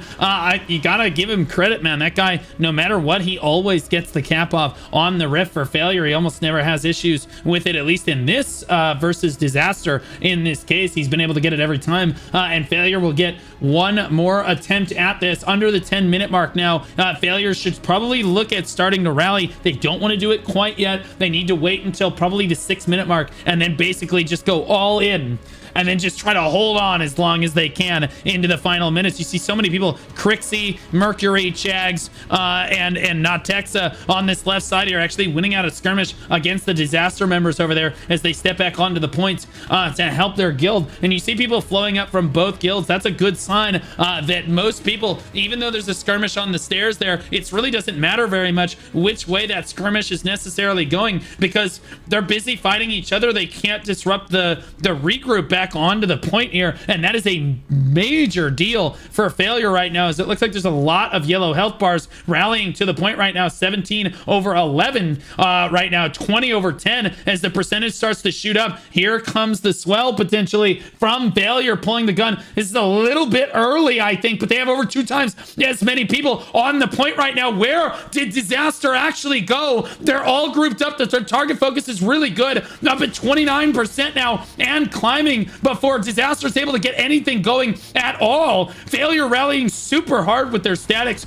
right there, and that's what I'm saying. Now Disaster finally gets control once again, but there's 33% right there, and that was only one swell from Failure. I didn't see almost any Guardians popped. That was just a good read on their end to see what was happening there. Now Disaster has basically overcommitted back onto the point. We should see Failure try to swell one more time in the next few seconds here, as they try to get a few more percentage before they pop Guardians and go for it, Shiku. Yeah, I do believe these little things that people didn't notice is what makes the difference. And what I'm talking about is not only did Failures start reading the fact that the mages that were standing here are a threat and starting sending their assassins to get rid of them, even their tanks sometimes to push them off, but also they're sending some of their staffs to pretty much do the same strategy that they saw Disaster doing. So not only are they dissecting their strategy, but also they're copying it and making it work to their advantage. And that's what led to that push being so powerful, as they managed finally working their way against what was holding them back from the beginning.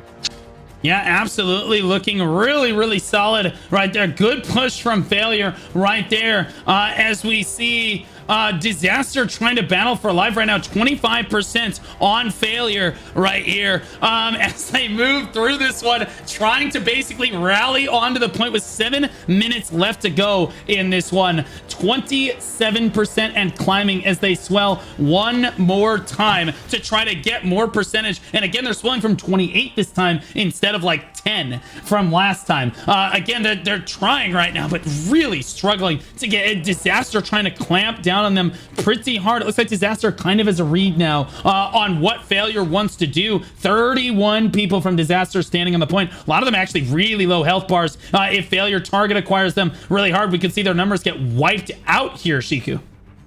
Yeah, honestly, like both guilds are doing pretty well here, despite the fact that obviously Disaster has a better handle of things. Failure has these little engages and little like counter attacks to these strats that they're pulling off, which showcases that this guild is just not like your usual PvP Andy, but actually they are pretty coordinated, they're pretty good, and that's why they made it this far. It is just Disaster has that extra level above them that is allowing them to hold them back.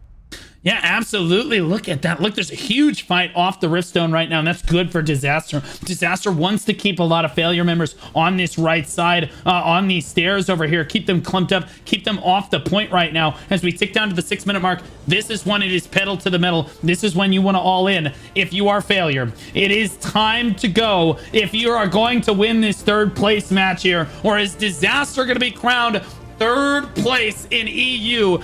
54 guilds signed up for the tournament.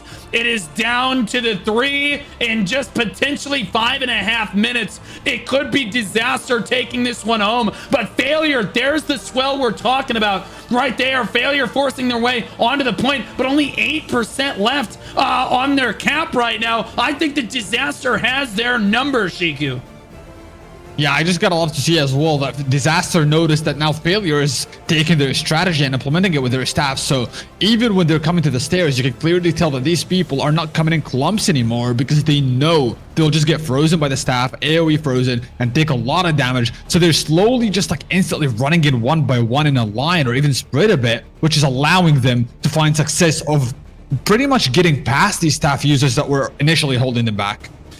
Absolutely. Failure really struggling to get onto the point here. The cap is going to be denied. Disaster exerting dominance over every opponent in this tournament, with the exception of Sin Nova, who could go on and win the tournament later today. We're not sure yet. They took at least one map off of them, and in every single map it was super close. But in every other round of this tournament, everyone said that they couldn't do it. Everyone said that they were a PvE guild. Everyone said that they were a Zerg guild, that no one had any respect for them. And every time they shut those players up, up. Disaster coming in big here. Why do I start speaking? Failure has 32 people on the point and climbing. Where are you? Cannot lose at this point. I feel like I'm being gaslighted, Shiku. I love the fact that even though you were like basically talking about disaster, all of a sudden failure started capping, and once you started talking about them, they lost percentage, and now that you're no longer talking, the percentage is going up. What is going on? They're at 45% and climbing right now with 3 minutes and 40 seconds left on the clock. Are they going to make this happen? There's no way failure brings us to round 3. They're over 50%. They're climbing still. Disaster scrambling to try to get back onto the point. 54%. What is going on right now? They absolutely have enough time to bring this back. Those are the Guardians popped right there. There's the remedies going out too. It's all in for failure right now. It is a pedal to the metal. Disaster's popping everything too. Everything on the line. They've got to snuff this out. They got to go all in on both sides right now. As strong as Disaster has been to this point, to let them get over 55% has got to be super scary, Shiku. Yeah, it's definitely gonna be like making them sweat right now, but I definitely believe that this is the time. You have only 3 minutes on the clock, barely 3 minutes. I don't think you should have anybody stop it on the stairs anymore. People that are dying need to instantly come back and assist, because you just have to either full send it right now or you're just gonna take that loss. Yeah, absolutely. I think failure just needs to all in the point as hard as they can one more time. They get a swell like that. That was 55% in one swell. That took them maybe 40 seconds to do. And they have 2.5 minutes left on the clock, and their percentage is starting to decline. Disaster trying to stay on top of this one. Look how many yellow health bars are clogged up on those stairs right now on the right side of your screen.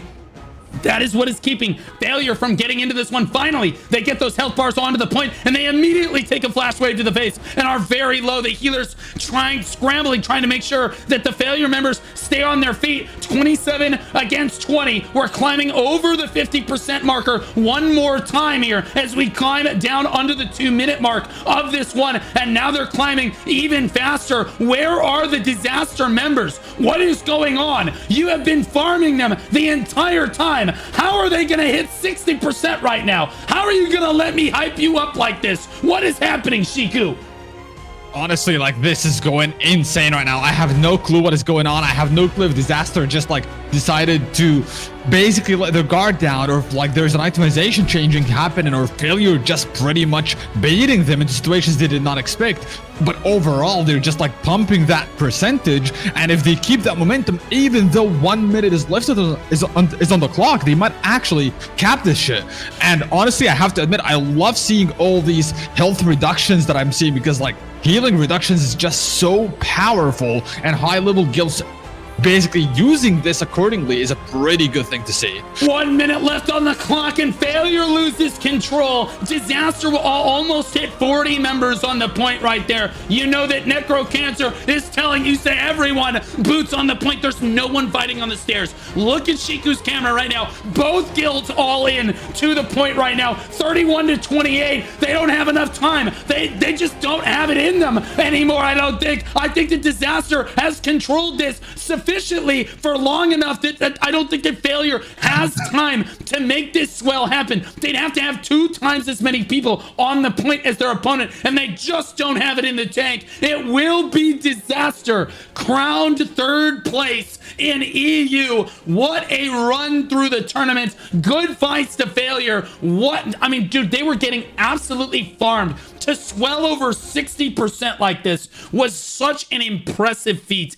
Even to come out and lose, yes, they're crowned 4th. You know, that's nothing to scoff at. But like, to really come out and hit 60% like that, despite look at the leaderboards, guys. It is basically almost nothing but Disaster across the board, with some like 1 or 2 failure members on the front page of the leaderboard. It does look like another Staff Dagger is gonna have the highest highest damage and kills in the lobby at 97 kills, 3.8 million damage done for Gedjudel. We need to get that guy's VOD. That guy's doing something with staff that the rest of us need to see. I'd love to see that guy's replay to show other players how to play staff like he is right there. We'll see if he's able to get that going for me. Failure is top player Shonsky, 1.6 million damage with 69 kills. Nice. As we look at the damage on leaderboards, 1.6 million damage taken from Crix right there on the spear dagger. We'll see.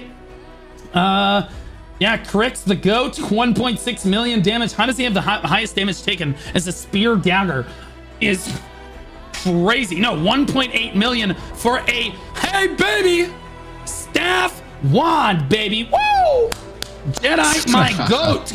That's my class represent, and you guys all told me it wasn't playable. I'll have you know, they be tanky ass mofos, man. What a represent, buddy, from Failure right there. Amount healed, who has the highest healed in the lobby? I see 8.7 million from Scalen and Disaster Graves. We'll see if it gets any higher than that. Nope, that's the best healer in the lobby. Good fights to both.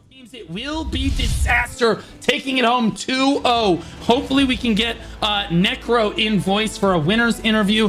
Lucy, if you want to try to set that up real quick, have him join voice very quickly, and then we'll be getting into our grand finals match for the day. Very excited to start breaking that one down, crowning King of EU on that one. It's like, looks like he actually did join the voice call right here, so Let's talk to the winner. Necro, it's good to see you again, buddy. You guys look so good. Hello, thanks. Hi, you look so good out there. Hey, 2-0. They swelled to 60%. Were you even concerned? Well, yeah, that was, I don't know what happened on the channel, to be honest. I wasn't shot calling, and I saw the percentage ticking high. Crix is alive. That's something bad. And then I just see, okay, well, what's going on, guys? What are we doing? And then we got killed a bit, but then we managed to take back the control. Yeah, right on. You guys really put on a clinic in the first round. The Kawazan, were you ready for that pick? Or was that just something that you guys have just practiced and you just kind of freeballed it?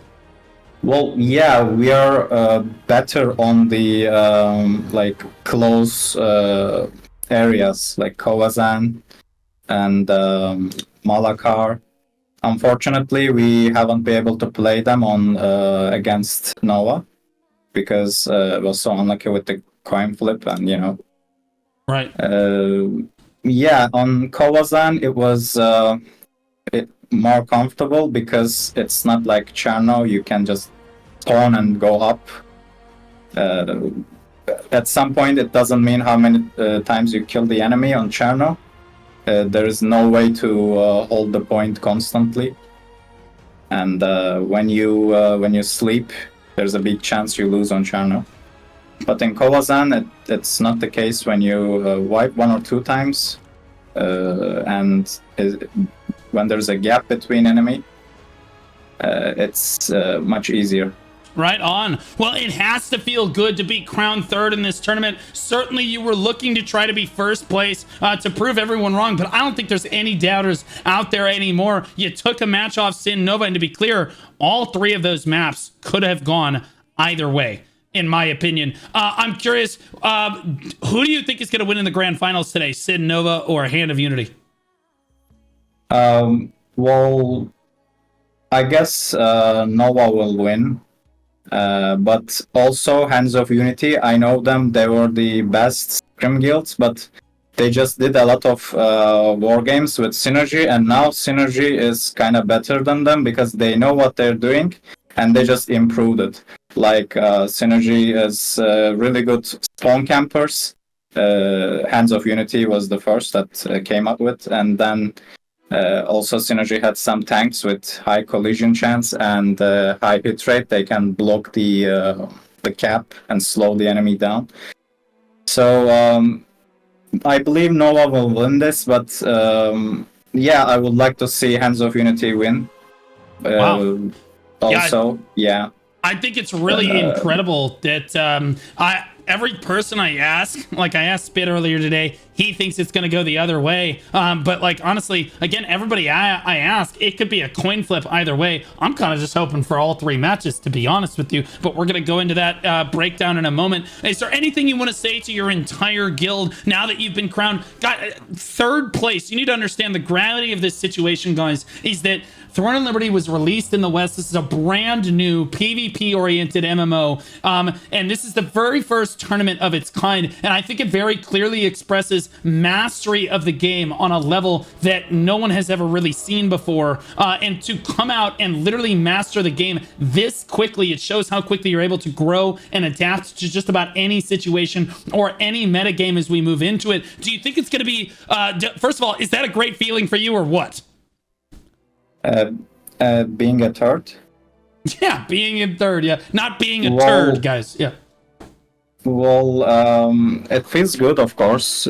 There was a lot of guild that participated in the tournament. I still believe that we could be the winner. I mean, we had unlucky with the maps, and there was a castle buff difference, etc. They had some really good DPS players. I'm gonna be honest there, their DPS players is better than our DPS players. They Really? Their stats was so high, and I guess all of them are Korean veterans. But yeah, it's not an excuse, of course. They won at the end. We had high hopes that we are gonna win this because we were doing so good on our war games, and our roster synergy was very good. But that was so unlucky. On Adentus, it was 88%. I just said, okay, it's 2-0 done. You know, I even stopped, I just went cocky there. I stopped focusing on the rooftops. I told everyone to get inside. And then, like, 2 or 3 of their mages were on the rooftop. Just they smashed us, and we couldn't stop the snowball effect. So... Wow. And after that, we had to fight on the, I had 3 options, and the 3 options was we don't have experience on this map. It was Ezreal, Mordecai, and Talus. Mm-hmm. I just lost every single coin flip, and at the end I had issue with the map. We did good on Talus too. We had to make it 70%, I guess, but. Well, right on. Yeah, no, I find it very cool, and this is what, okay, EU's PvP scene is a lot different than NA's. EU's PvP scene, I think, is very heated across the board. Everyone is fighting each other, with the exception of STDC Black. That's a PvE guild. But everybody is basically fighting each other all the time. They're not afraid to basically go nuts to butts with each other at all points in time, and they're not all stacking the best players in the exact same guild. And since everyone is willing to fight each other all the time, I think it breeds a better and more positive environment for PvP to thrive overall. I think this is why we see EU as a region just perform better than North America in just about every single game that we see. NA is basically just terrible, and EU just consistently pumps out absolute gamers. It's because we have the EU has the strong leadership, they have the strong PvP scene, they have the correct understanding of how to grow as PvPers and get better at the game overall. And I'll be honest with you, Necro, strong players follow strong leaders. Game respect game. I think that you've created a fantastic organization that you should be proud of. So you guys, and to be clear, guys, to make one more thing clear, you guys don't even have castle right now, right? No, we don't. So you did all of this, most of the tournament you played with no heavy attack bonus buff against plenty of guilds that did have the heavy attack. They don't even have castle, guys, and they look this good. Imagine if they had castle for the last against Sin Nova. He's right, it might go the other way. Who knows? But Necro, great job today. We're gonna go ahead and move on to the grand finals match. Is there anything final parting words you want to say to everyone? Yeah, to my every single guild member, I feel like so good about the tournament, and even those who is not in the tournament roster, they support us on the Twitch chat like a crazy. They are still doing it. I'm just proud of every single one of my members, and I'm so happy to be the guild master of the disaster. Also, my co-leader XHD, I thank to him too. I couldn't do this without him. We basically there are two leaders of disaster, and we put a lot of work, and we even had to give up some things on our real life to make it good like this. So excellent, right on. Well, and also thank you for making this great tournament. I believe everyone thinks the same about that, because I never hyped on Throne and Liberty that much before. Not even Siege, not anything. Like, this tournament was the peak, and I hope you do the same on Tier 2 again, and we just can't wait to participate on your next tournament.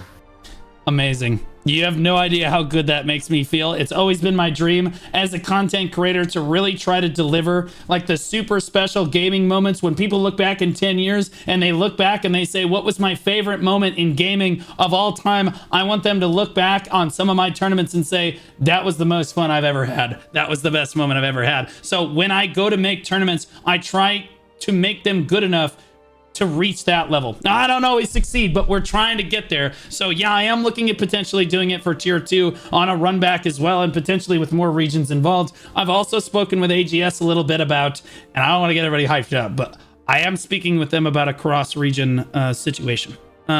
So we will see if we're able to make something happen in that regard. I'm not sure if anything's going to pan out for that, but I really appreciate you, Necro, coming in here. We're going to go ahead and move over to our finals match. So I'll go ahead and move you back down. Great job to your guys today. Great job all around in the tournament. We really appreciate you coming on to talk to us. Thank you, and good luck to Hands of Unity and Sin Nova. And we are excited to see that match. All right, yeah, we're super hyped. Yeah, all right, later, taters. All right, Shiku, it's time. It's time. Yes, sir. The moment we have all been waiting for. 54 guilds. 54 guilds, over 2,500 players. And we're down to 2. We're down to 2 teams on either side, and then there were 2. I have everything on the line, $2,600, but let's be honest, guys. Who cares about the money?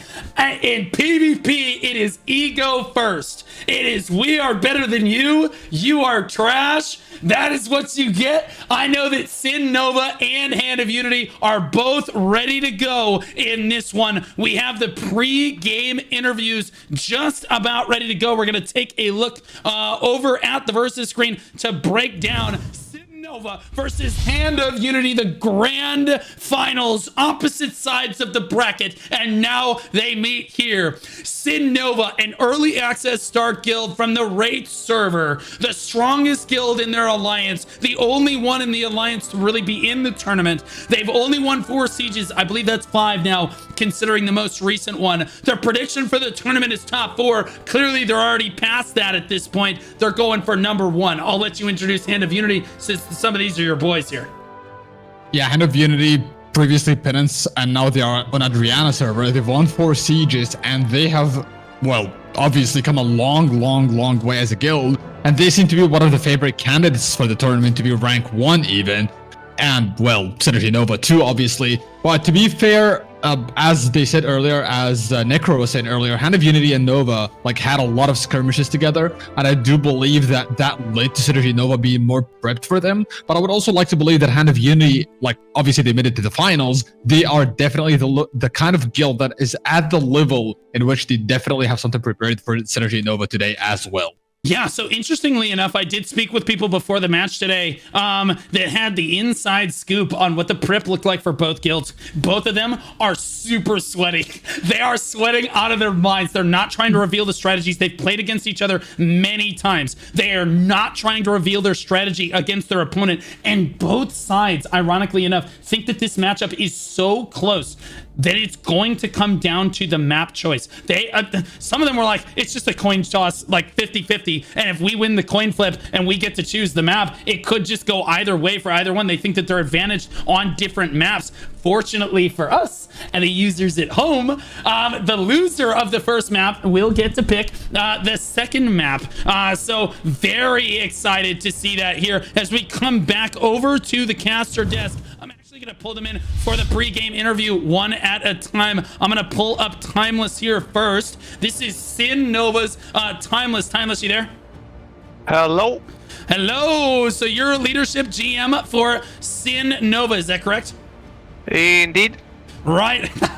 A man of few words. Right here. So you guys have had a phenomenal run through this tournament, and it's been very difficult, to be honest with you. You guys have struggled in some of these rounds. Disaster was a nail biter. Even Greed, yeah, you guys exhibited a tremendous control, but they were skirmishing you really well in the field. You've fought Hand of Unity a crazy amount. You've climbed this mountain, okay? If this were the song in Rise, you're about to fight Faker.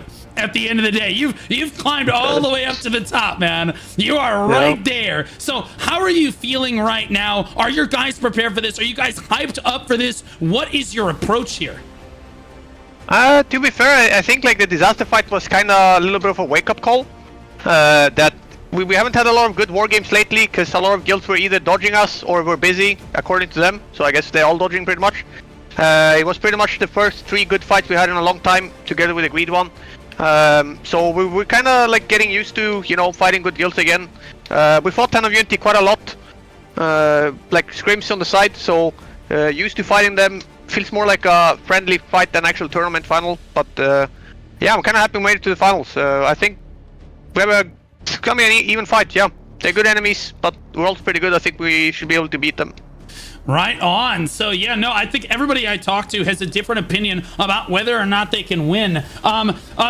Before we get into that, I want to ask, do you have anything to say? You've been leading this guild and this alliance for a little over, what, 3 or 4 months now, since the game has come out in the West, and maybe even before that, if you played on the open beta or you played in Korea. That's a tremendous amount of work. It is essentially either indentured servitude or slavery, depending how you want to look at it. You're not being paid at all. It's a thankless job. I would know. I've led countless amounts of PvP organizations. It's really hard to do, to climb this mountain and to be on well, I'm gonna say the world stage like this, and be representing EU in this, because regardless of what happens here, if there's ever like a cross-region tournament, I think that people are going to be looking to Sin Nova to help lead EU in this case. How does that feel as a leader? It's kind of nice. I mean, at the start I was just a settler, you could say. I was just playing, and then the previous leader stepped down, and then there was someone who had to take over, and then I had to do it. And I mean, we changed a lot since I took over. Mostly it was the performance part, like went from being a supposedly hardcore guild to an actual more hardcore guild. Yeah, people improved a lot, put in a lot of effort. I got a lot of help as well, a lot of class advisors and officers and other, you know, members who have been helping me a lot with leading the guild. So kind of happy with what I built up here. I'm glad to be part of this guild. Yeah, you absolutely should be happy with what you've built up here. Is there anyone that you want to give a special thank you to, or a shout out to, and even a guild recruitment advertisement? Now's your time. You're at minimum, you're ranked 2 in EU overall, and you might just be the #1 guild organization overall. What's your sales pitch here? Who do you have to thank? Who are your closest friends here? Sales pitch, not so much. I'll skip that part. I'll let Relic do all the poaching like he did so far. Otherwise, shout out pretty much the other people in my alliance who are not playing. I saw them yesterday at the end of the Talus fight. They were actually cheering on us in the chat while I was playing. Then it felt pretty good to watch your fellow guildists just, you know, support you on the side. That was kind of nice. So big shout out to them for, you know, watching the stream and cheering on us. Yeah, that's mostly it.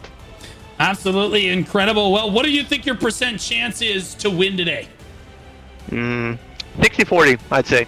60-40, so that close. All right, good to know. It's close. Yeah. Well, I hope I get to talk to you again in the next hour and a half here. I wish you the best of luck to you and your entire guild and the alliance watching from home here, as I know it means a lot to you guys. Good luck out there today. Thanks so much, guys. Talk to you again later. All right, now we're gonna pull up Relicu. Relicu representing Hand of Unity. Hello. Are you Hello. the GM of Hand of Unity? Of course I am. Who else would it be? I am the Okay. Stone Lover, the Rat King. Who else is there than me to lead these bunch of degens?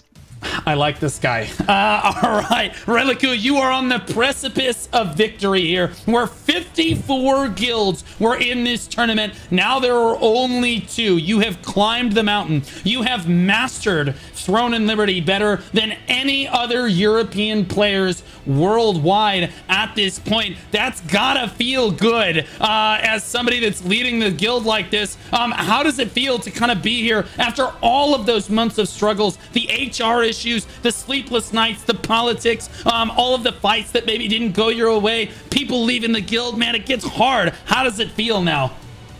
You know exactly what you're talking about. The struggles, the pain, the absolute animals who cannot play like humans we had to deal with. But all this hard work finally paid off. All the coaching, all the bot reviews, all the practice that we had in the past months, we got this far, and I couldn't be proud of my boys and girls that we got Right to the on. finals. Yeah, absolutely. You guys have had an incredible run today. Now, I know that Sin Nova and you guys play a lot. There's been a lot of scrimming going on in the background, basically during the tournament and even before the tournament as well. You guys have a lot of respect for one another as organizations. Realistically, what do you think your chances of winning today actually are? I think a lot of people said this, and I think I have to agree. It's a coin flip. Sin are a phenomenal guild. They've been playing from day one in Korea. Obviously, Timeless has been playing with them since day one on Korea, but he stepped up as a guild leader, alliance leader more recently, because let's just say their previous leader called Apples wasn't the brightest, and had to be done. Those who know. And yeah, it really is a coin flip. Sometimes they farm us, sometimes we farm them, and it's really hard to see where we will go. We've been practicing a lot, we've been looking at their comp, but I'm sure they've been doing the same. So this is a hell of a final.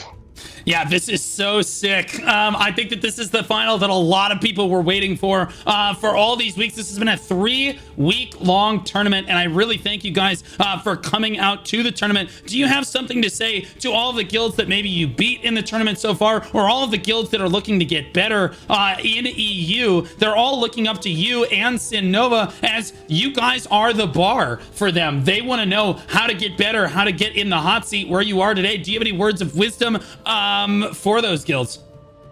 Yeah, well, first of all, I want to shout out those guilds that didn't quite make it as far. That's Orca, Visceral, Hot Grills, RIP Hot Grills. They disbanded. I don't know if you heard. Wait, but really? Yeah, they disbanded, unfortunately. I don't know the T or anything like that. I think Loot Drama, some shit plus tournament or whatever. I don't know. I was a bit upset. They were great sports. I'm sure but it was I just want to shout girl out. drama. It's okay. Well, nah. That's a nation, bro. That's a nation. We don't deal with that on EU. We just chop trees, yeah. But yeah, I want to shout out to those guilds because we fought them a lot and we had a lot of practice with them, and without these guys constantly pushing us to be better, we wouldn't be where we were today. And big shout out to every single guild that signed up to this process, no matter how far you made it. We've got so many big PvP guilds that dodged it, apart from SDC Black, that claim to be the best, and they are not even in the Discord. So yeah, one thing I want to mention, this is by request of my guild. There's a guy called Turnos, not Tenrose, in our guild. He would like me to correct how to pronounce his name. He was very tilted yesterday. It's Tenrose? Turnos. Turnos. Okay. Yeah, is this guy a Black Desert Online player? Because I feel like I know this guy. Maybe. I'm not 100% sure. He probably is. I mean, we do have a lot of video players from Mythic, from Southern, the original Southern, not the fake Southern at the NTNL right now. Sorry, Shiku. Okay, well, I will do my best to pronounce Tento's name correctly the entire day today. Now, all of this said, so what do you think your percent chance is of victory? You said it's a coin flip, 50-50. Honestly, how important do you think the map choice is then? Well, I'll say this, right? This is logical. I've lost coin flip 4 times in a row. So this is also a coin flip. So statistically speaking, we gotta win this one. There's no way we don't, alright? True. Now, in terms of map, Talos is an interesting one. There's not really much going for it. There's not much really exciting terrain apart from the hook, and the zone is quite small. Us and Sin Nova have very, very similar comms, so I think it will really be a nail biter for this one. I think this will set the precedent, though, for round 2 and potentially round 3. Right on. Well, we're super excited to see it here. Is there any final words of wisdom or thoughts you want to kind of convey to the community while you're here? I think I'll speak after we win, if we do win. But yeah, best of luck to Sin Nova, and yeah, big shout out to those guys who are making thus far. We'll give you the best performance you'll ever see. All right, well, we look forward to it here on the casting desk. Good luck in there, Relicu. There's certainly a lot of people in chat that are rooting for you today. Good luck out there, and we look forward to seeing you guys play today. Thank you, boys. See you later. Bye-bye. Yep. All right. And it's time. Now, he kind of spoiled our pick ban a little bit, but Shiku, you haven't spoken in a while, Shiku, I know, because there's an interview going on. But do you want to explain what happened in the initial coin toss? Yeah, surprisingly, Synergy Nova won the pick, and before we discuss the pick, Hand of Unity banned Malakar, Morokai, surprisingly, and Adentus, which leads me to assume that in their skirmishes against Synergy Nova, they just realized they don't want to fight them on Morokai, considering the fact that Hand of Unity is a very dominant guild there. The pick, however, seems to be Talos, a very surprising pick. I expected it to happen within 1 to 3 matches, just not the first pick, and not on Synergy Nova's end of that. Very interesting pick. Would love to see what they're gonna do, but I have to say, if Relico loses this best of 3, I will be in his DMs for sure.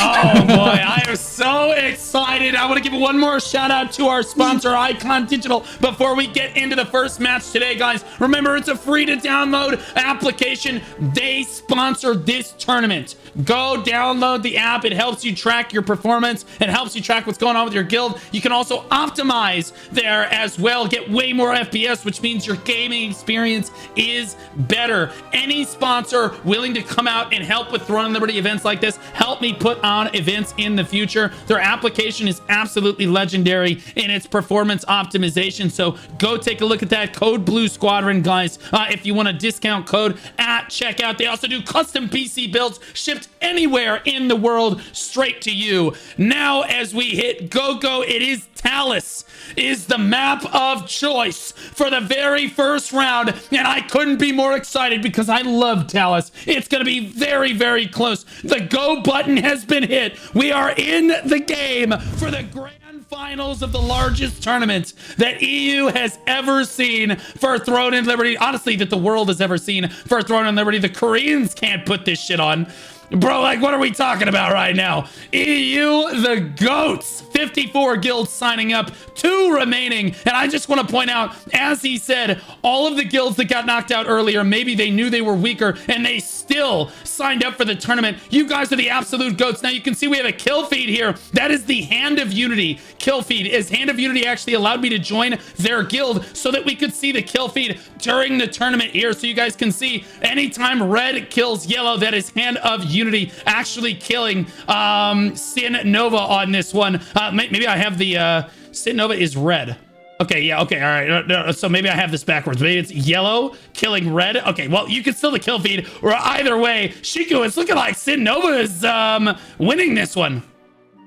Honestly, I would beg to differ. I think, like, even though they do seem to be the ones that are pressuring Hand of Unity, it seems to still be an uphill battle where, like, both guilds are just funneling numbers. They die, they revive, get back in, and it's just like a never-ending brawl. And the funniest part is, even though Synergy Nova could have just, like, not even engaged on this, they could have just gotten on the wrist stone. They're just taking this fight outside, which I do not understand why they're doing this. And looking at the leaderboard, yeah, you can tell that Nova does have the advantage as of right now. Hand of Unity is just not budging. Can you tell me where the in the options setting to can you go through it right now? Tell me where to turn guild members HP bars on in the options setting. It must be turned off for me. Tell me exactly where to go. Hand of Unity starting to move this fight over towards the Riftstone right now. Sin Nova bunched up on the Rift, but getting pushed by Hand of Unity in a wall of yellow coming their way right now. Sin Nova on the back foot. Dicey goes invisible with Aquarius's wand. It looks like he gets a little bit low on health right there, moving on over like that. And it looks like Hand of Unity starting to win out in this engagement right here. Have you found the setting yet? Yeah. Go to settings, gameplay, character. Okay, settings, gameplay. Okay, character. Yep. And then if you scroll down, you'll see friendly player characters. Just turn on name or health, whichever you want. If you scroll down. In character, not in controls. Okay. Is it name on? Okay, off. Health on, I guess? No. Where? Both can be on for friendly players.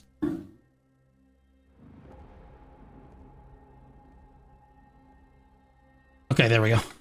There we go. I got it. Perfect.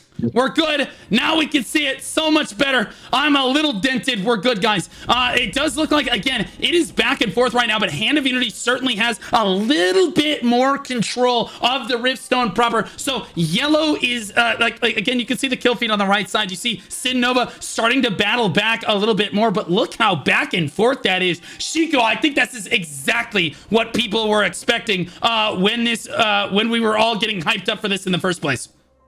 Yeah, I honestly think this is definitely the coin flip that people were talking about. You can clearly tell that the fights are going 50-50. Neither side is really like dominantly winning. It's more like it's going back and forth. 1 minute you see Synergy Nova winning, the other minute you see Hand of Unity winning. And I do believe that this is all gonna come down to who has the better management of the Riftstone. And from what we've seen before multiple times is that Synergy Nova is pretty solid when it comes to like controlling the Riftstone, when it comes to interrupting the caps. But then again, Hand of Unity is also a force to be like reckoned with, and I do believe they'll be just as solid at doing these strategies as well.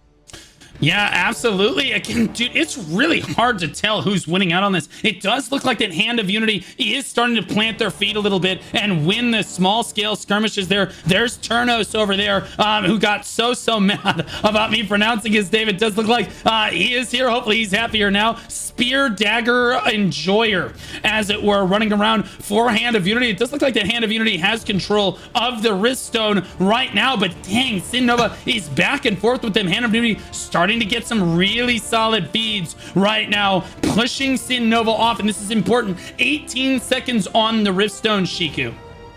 Yeah, you just love to see how Hand of Unity has always been the kind of guild that is good at adapting. Like, even in matches where you see them like not having the best time initially or being pushed back initially, time and time again they've proven that they're just like really good at adapting. It could be itemization as well. Maybe they have different builds, but they're just like really good at bouncing back and being a menace on the battlefield.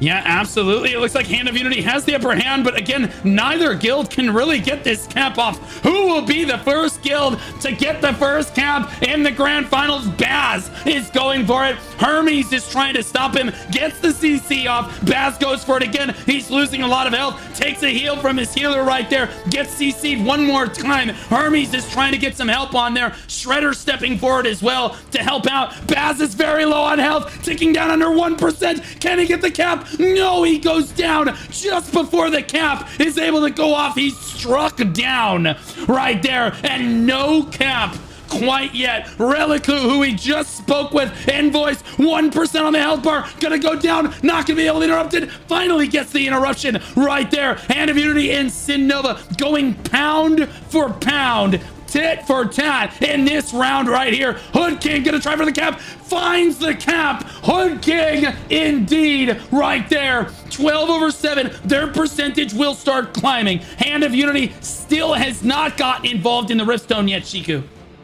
Yeah, I have to admit, like, both guilds have showcased a very good level of, like, knowing how to control that Riftstone, interrupting time and time again. It took quite a minute to actually get the cap going, but then again, Synergy Nova just has that advantage. You just have to give it to them that when it comes to controlling the Riftstone, when it comes to interrupting the Riftstone and taking that initial cap, they have time and time again almost 100% of their matches, they've been the first to be able to do that. However, Hand of Unity right now is showcasing a little bit more dominance. They're finally pushing that percentage down, and they seem to have finally gotten the cap off, and the percentage is just going up. There we go. Hand of Unity fans are happy to see that. They finally get that cap off right now, and they have more people on this Riftstone battling back now, trying to climb in percentage. Sin Nova now back on top one more time. It's 25% to 35%. It is neck and neck. That is a rounding error when it comes to percentage on the Riftstone, and neither guild, and this is so important to understand, that at this level of play, neither guild really wants to commit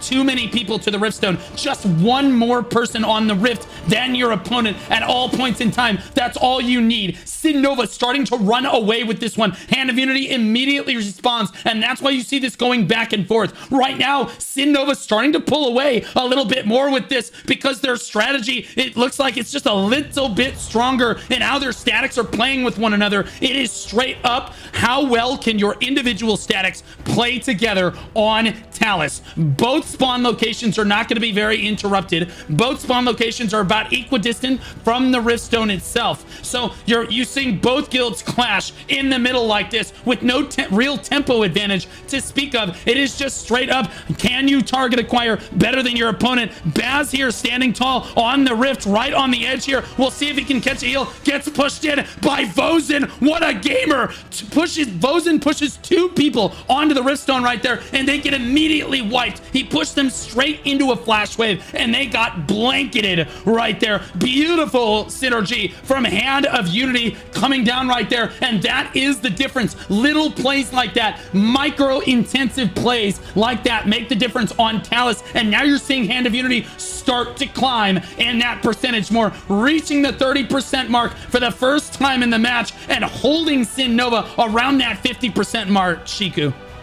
I mean, honestly, as expected, those two guilds, we already know they were the top level of the bracket, essentially, and people expected them to meet at the finals. And as you said, you can clearly tell why these two guilds made it to the finals. These absolute phenomenal little levels of micro plays where like even tanks contribute to it with pulls or pushes, getting like more people to the flash waves, getting more people pulled into a blob so that they can get like a staff user to nuke them. It's just absolutely beautiful, and they do understand exactly how these plays do matter quite a lot, and I do believe the brawl is just gonna be extremely intense throughout the entirety of the 20 minutes of the fight.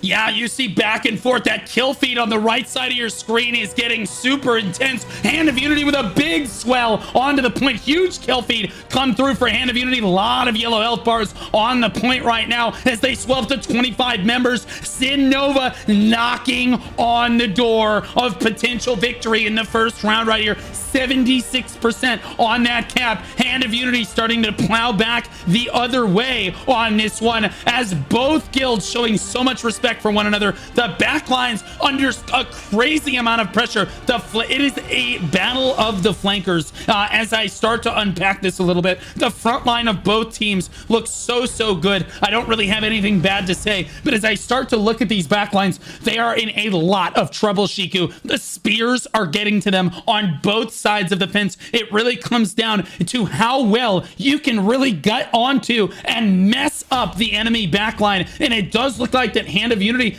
does get the upper hand from time to time, but Sin Nova consistently able to come back and basically plow right back through them. Just a quick regroup, a quick adjustment, and they're right back at it again. 84% in climbing, Shiku.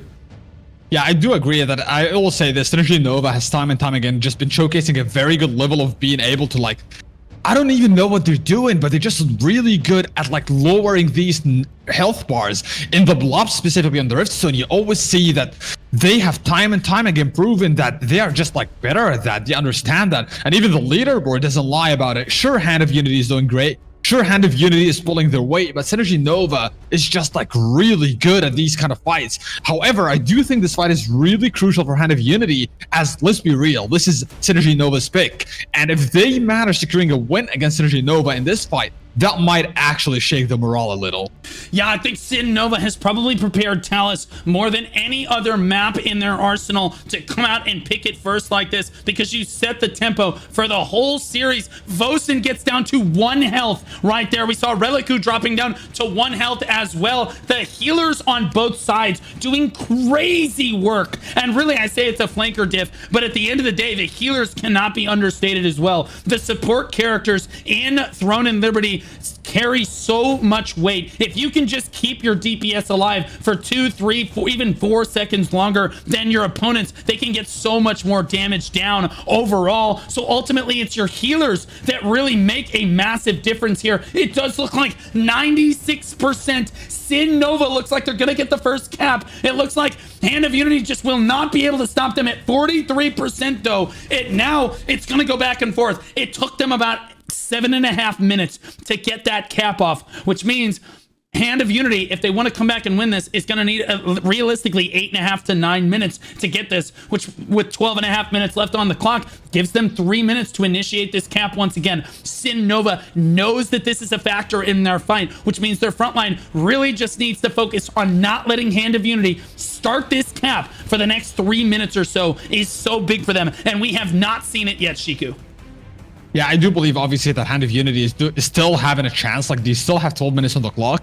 They just need that level of swell that they can actually control and get Hand of Unity off of the Riftstone. But as I said earlier, Hand of Unity, Synergy Nova, when it comes to target acquisition and the way they are just like really good at holding down the bluff fights, they're not going to give them an easy time. So Hand of Unity needs to somehow find any kind of playstyle that can allow them to finally put that pressure that they need on the Riftstone, because they do have the time. All they need is just to figure out a way to win these bluff fights on the Riftstone.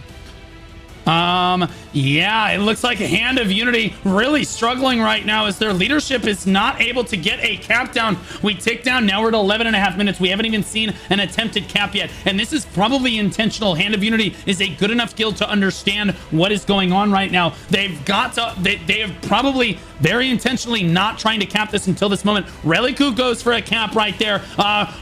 Peak male performance, as it were, trying to go for that cap on the point right there. And keeps getting interrupted by the front line of Sin Nova. Finally goes down right there, and Hand of Unity really struggling. This is not good. Now we're under 11 minutes on the clock as it starts to get a little dicey for them.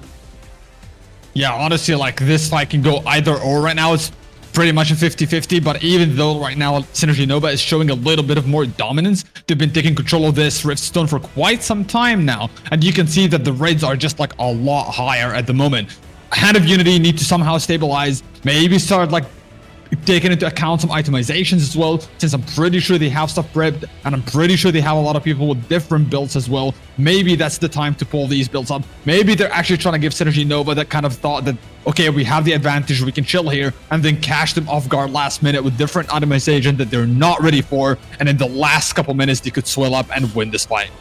Don Carlos struggling for life right now, over there running away. Timeless really low on health too. Sin Nova struggling right now. Hand of Unity with a big swell, pushing them off right now. Reliku needs to go for this cap, and he knows it. He's on top of the point right now. Baz is trying to stop him on behalf of Sin Nova, and they are doing a great job of it. Remember, guys, I broke down the timer earlier. We're ticking down to that 9.5 minute marker. Reliku knows it. Pons is there to try to help him, but Hood King is constantly stopping him. Pons goes for it on the other side of it. Hood King rotates over, stops him. Look at him run around. He's got his counter barrier on. Hood King doing what he can. He's gonna get the interrupt again. Pons is standing right on top of Reliku, guys. That is very intentional. That's to try to keep him from clicking on his GM right there, so that he can try to mess up the targeting for his opponent and help Reliku secure that cap on behalf of Hand of Unity. We're gonna tick down to the 9 minute mark right now. Reliku is under the gun. He has got to get this cap off, Shiku.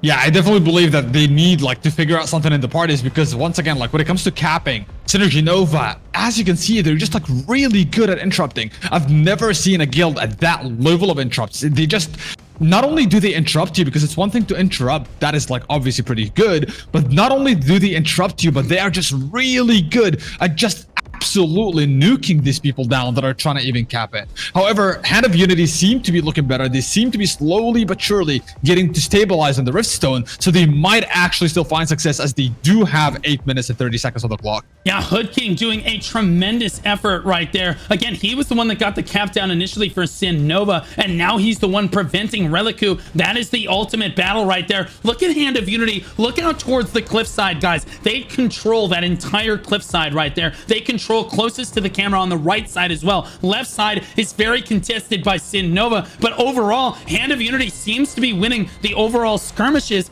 But at the front right here, they can't get this cap down. We're under 8 minutes now. They still haven't gotten a cap down on this point. It's 5 minutes of this. Vozen, the Giga Chad, can he do it? No, he gets interrupted, but he catches a heal and they knock out all the targets. Very importantly for Sin Nova, all the targets are dead. No anti-cappers around. Evil steps up and stops him right there. Pons will go down as well. Vozen going for it. Evil stepping up for Sin Nova to try to interrupt that cap. Oh my gosh, Vozen has to back off one more time once again, and Hand of Unity is thwarted. I thought for sure they were going to get the cap off right there, but Sin Nova with such good management. We saw them do this on mmorpg as well. Vozen has stepped up. He's going to go for yet another cap here. We should see Relicu join him in just a moment. There's Vozen. There's Relicu on the other side. They're all standing right on top of one another, but look at their health go down. They got frozen. That shreds their evasion, or at least it used to. Shreds their evasion down pretty hard, and they just immediately get obliterated by the back line. Raid stepping forward and trying to help his front line as well. Nox goes for a cap. He's not going to find it either, and Hand of Unity is running out of time, Shiku.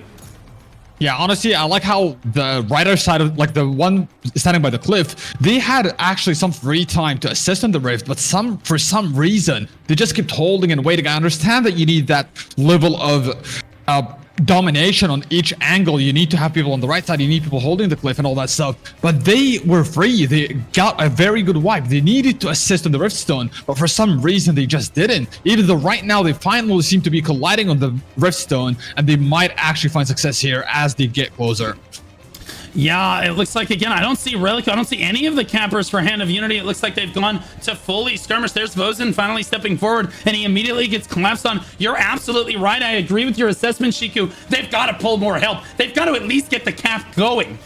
Even if they get wiped off for it, they can immediately come back and stop it. But if they don't get this cap going, they're not going to have enough time. They're under 6 minutes now. I fully believe that they could reverse cap this if they can get the cap off. Vozen just gets killed while he's trying to get the cap off. And now it's Pons that has to step up. He goes for it now, stepping over the corpse of his guild member. And now he's interrupted as well. Owner BLC stepping up to be on cap duty now for his guild. Shalakistan doing his best to try to heal people up right there. And reinforced Pons is going to go down on the left side of this fight. Turnos running around the side, doing his best on the Spear Dagger to get as many kills as he can. If we look over at the leaderboard hole, and that cap is rolling right now, it's very difficult to click on Nox right there, who is going for that cap. Finally, they're able to click on him right there. Nox keeps trying, but they're going to get wiped off. Let's take a look at the leaderboards. It's Sin Nova at the top of the leaderboards with Hand of Unity intermixed toward the bottom here, and you see them intermixed, but it is very, very close on both sides. I would assume that it's more Sin Nova focused, mainly because they have the cap on the point. It's Hand of Unity that has to focus on trying to run it down here. They're under 5 minutes. Are we going to even see them cap this, Chiku?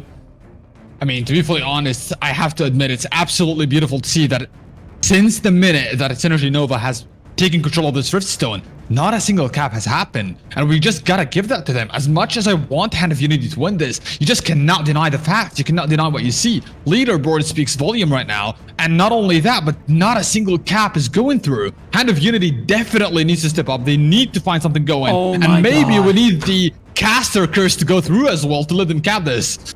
Dude, there's Hand of Unity. Look at that swell onto the point. They finally commit to the point with 30 members. They fully wiped Sin Nova because that's what it took to get that cap down. And look at them climbing at 2 times the rate right there. 32%, under 4 minutes left on the clock. Oh boy, it really is going to come down to the final second. He was not wrong. Hand of Unity finds this cap in the closing moments of this one, and now they have to climb. They have to basically vie for life on this one.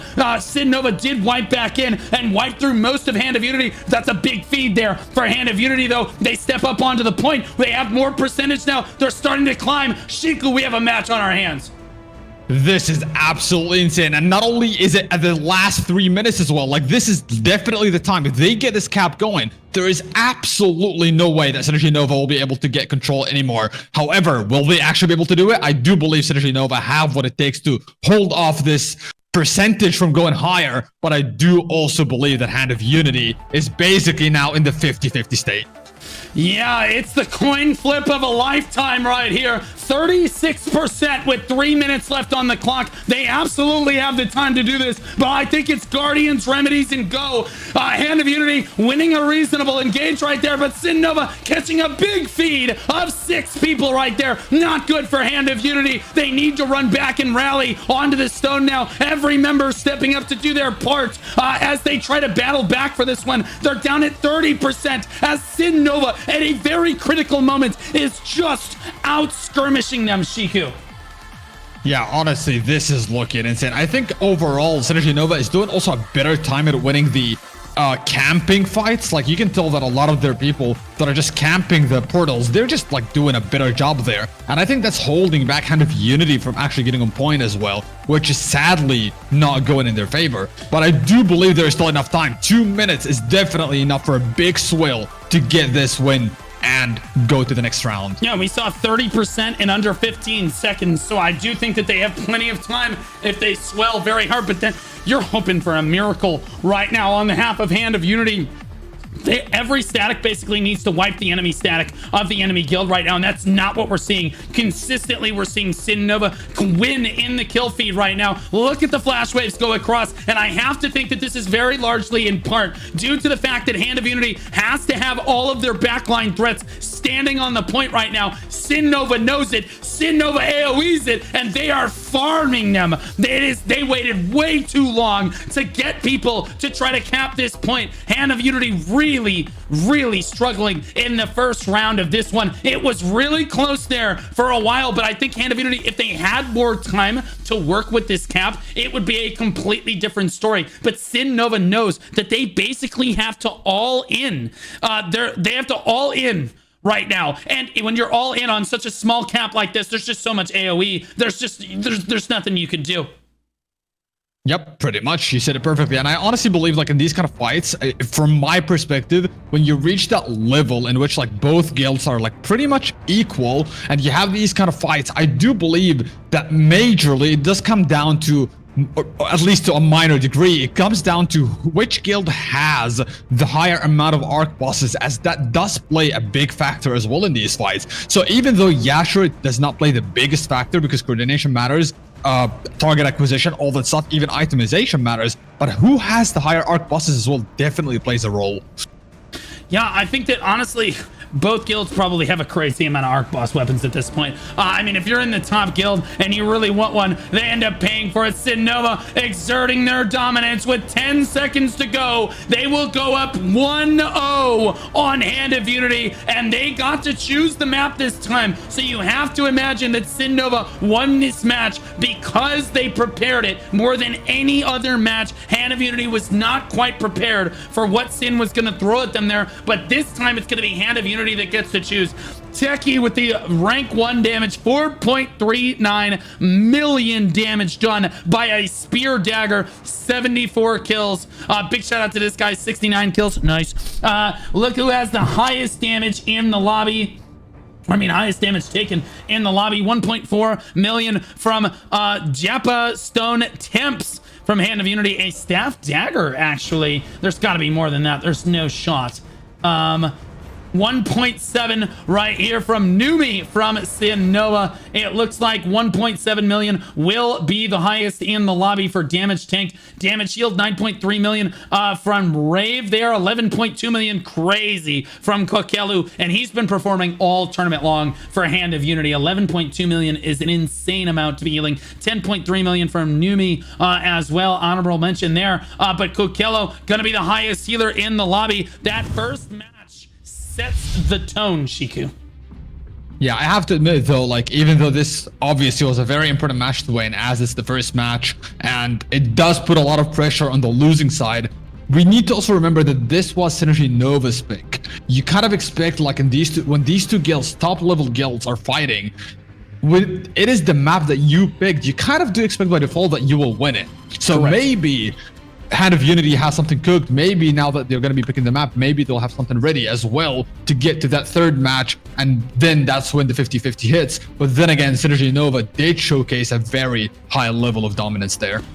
Yeah, I think that Sin Nova, well, I mean, dominance, yes, but I think I'm most impressed with the Sin Nova frontline, and I've been saying this throughout the tournament. Against Greed, we saw it highlighted the most. Sin Nova's frontline is really carrying them as a guild and an organization. They kept them from getting that cap until, what was it, the 4.5 minute mark on the clock. Like that it took forever. It was almost 10 straight minutes. They weren't even able to start a cap, and I think the match looks a lot different if Hand of Unity gets that cap off way sooner. They have more time to work with it. They don't have to all in so quickly. Sin Nova looks much more dominant when you're able to basically, you know what your opponent has to do to win. They don't have enough time. Everyone has to stack onto the point. That means that you can just AoE everyone. You know where they have to step. If they don't step there, great, we'll fight you off the point. We just win by default. So like knowing what your opponent is going to do is so important there. It looks like round 2 is ready. If we look at the pick ban for round 2, it does look like that Hand of Unity chose to pick the map. No surprise there. Sin Nova banned. Talus cannot be played anymore. Okay, so that map is out of the pool. Chernobog is banned. Kawazan is banned. Malakar is banned. And the choice is Azrael.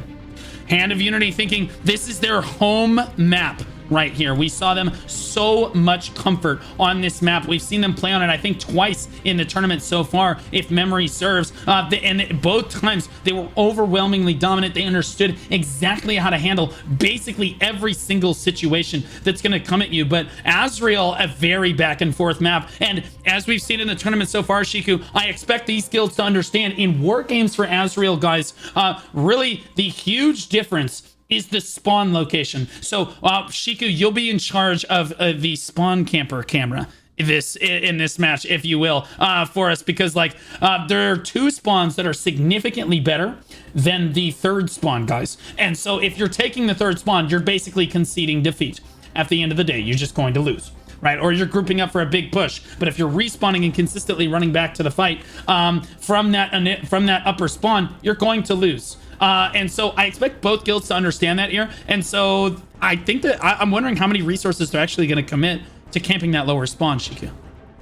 Yeah, honestly, obviously, like as we've seen multiple times before, camping the first camp and the second camp is definitely pretty crucial in these fights, especially on Azrael. I'm pretty even surprised by this pick, but then again, Chernobog was banned, which I thought was going to be the map we're going to see. But since it got banned, I see why they couldn't get that. But then again, Azrael is definitely out of pocket for me, because Synergy Nova, in my experience from what I've seen during all these fights, they seem to be doing a better job at the spawn camping. They do have the better parties for that. And that's where the difference is going to occur. But then again, who knows? Maybe Hand of Unity does have something cooked, as at the end of the day, they chose this map.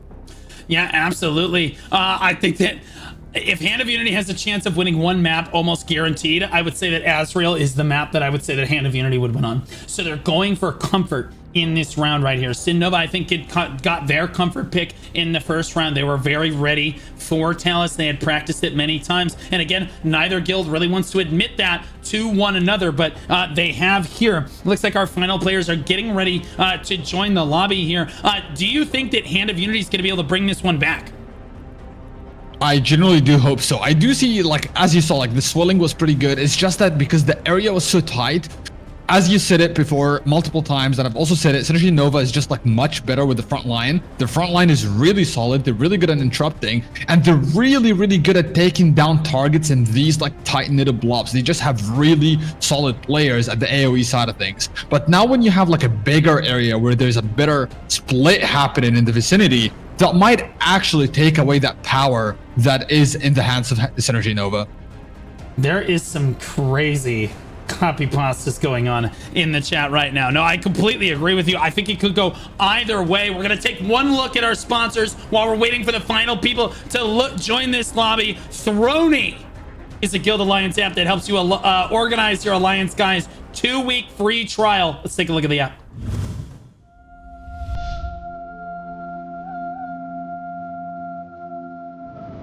Automate your guild and alliance management with our new Discord bot. Easily integrate member profiles into the Throny ecosystem with just one image upload. Simple, efficient, and seamless. Automate attendance tracking with custom server events. Create static war parties with our war party dashboard, and distribute loot fairly with our intuitive DKP system. Post items, manage requests, and track points all in one place. It's loot distribution made easy. You get a sneak peek at our upcoming dynamic events feature, a sign-up sheet, that automatically integrates a user profile to give you the composition. Learn more about your guild with our detailed statistics of your members with a simple command. Plus, stay on top of member updates with our handy/remind command. Don't let guild management hold you back. Throny is the ultimate tool for Throne and Liberty players who want to stay ahead of the game. Invite Throny to your server today and take your guild to new heights.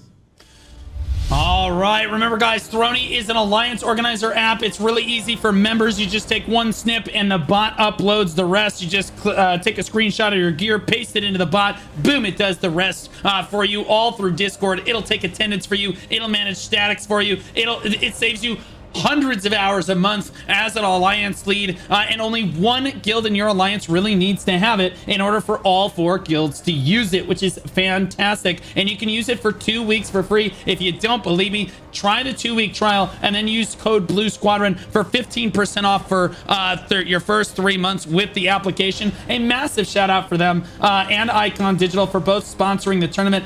You can't put on big tournaments like this without sponsors, guys, and they have done it. Otherwise, the money just comes right out of my pocket, which is what I was prepared to do initially. Fortunately, though, we got these sponsors, and they help tremendously with it. It does look like the lobby is ready to go for this one. Sin Nova versus Hand of Unity on Azrael. The queue is go, go. And it looks like we're going to get into the very first match, our very second map of our grand finals match here. Azrael, guild's already starting to spawn in. I'm going to flip over to the live stream immediately. Shiku, this is going to be a heated one. I think it's going to be an all-out brawl on the Riftstone. I don't think we're going to see people grouping up very much. I'm honestly really hard for this one. I can only even imagine how Hands of Unity, shot calling, or comms are going to look like right now for this fight, because this is basically their life, quote unquote, on the line. This is like their chance, and if they don't win this one, it's just over. It's game over. They're second. They need to win this one, and they know that they're the ones on the losing side right now, which leads me to assume they will just fight till the end. Yeah, Hand of Unity actually caught in this choke right now. A lot of them going down. But look at that kill feed for Hand of Unity. Oh my goodness. Yellow all up in that kill feed right there as they move onto the Riftstone and dominate the first engagement right there. But Sin Nova striking back, looking awful red on the backside of this one. Just under 4 minutes on the clock before the Riftstone actually opens up, and both guilds already posturing into the courtyard. They know how important those spawn locations are over there. Shiku, is there much action? Yeah, I mean, to be honest, there was a little bit. You could just see Synergy Nova just running around, just completely dominating these points.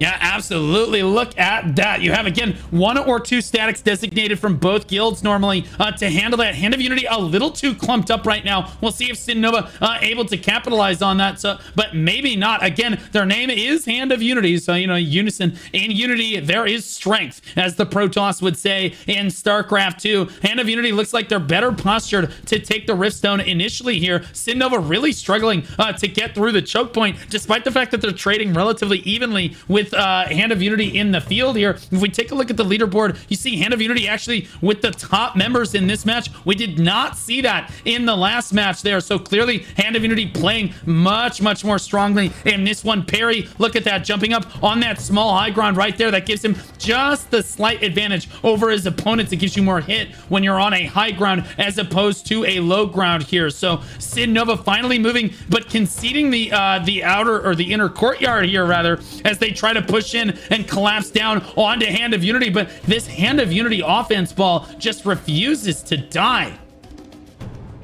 Yeah, you just really like to see, though, like, as we mention all the time, camping the side is very important, but at the same time, you can tell that Hand of Unity were pretty smart about it. They realized they were losing outside the whole time. They started, like, they completely stopped spawning here. They waited until their parties were fully ready, and then they spawn in full mass and just completely and utterly dominating the spawn point, which is really good to see on their end.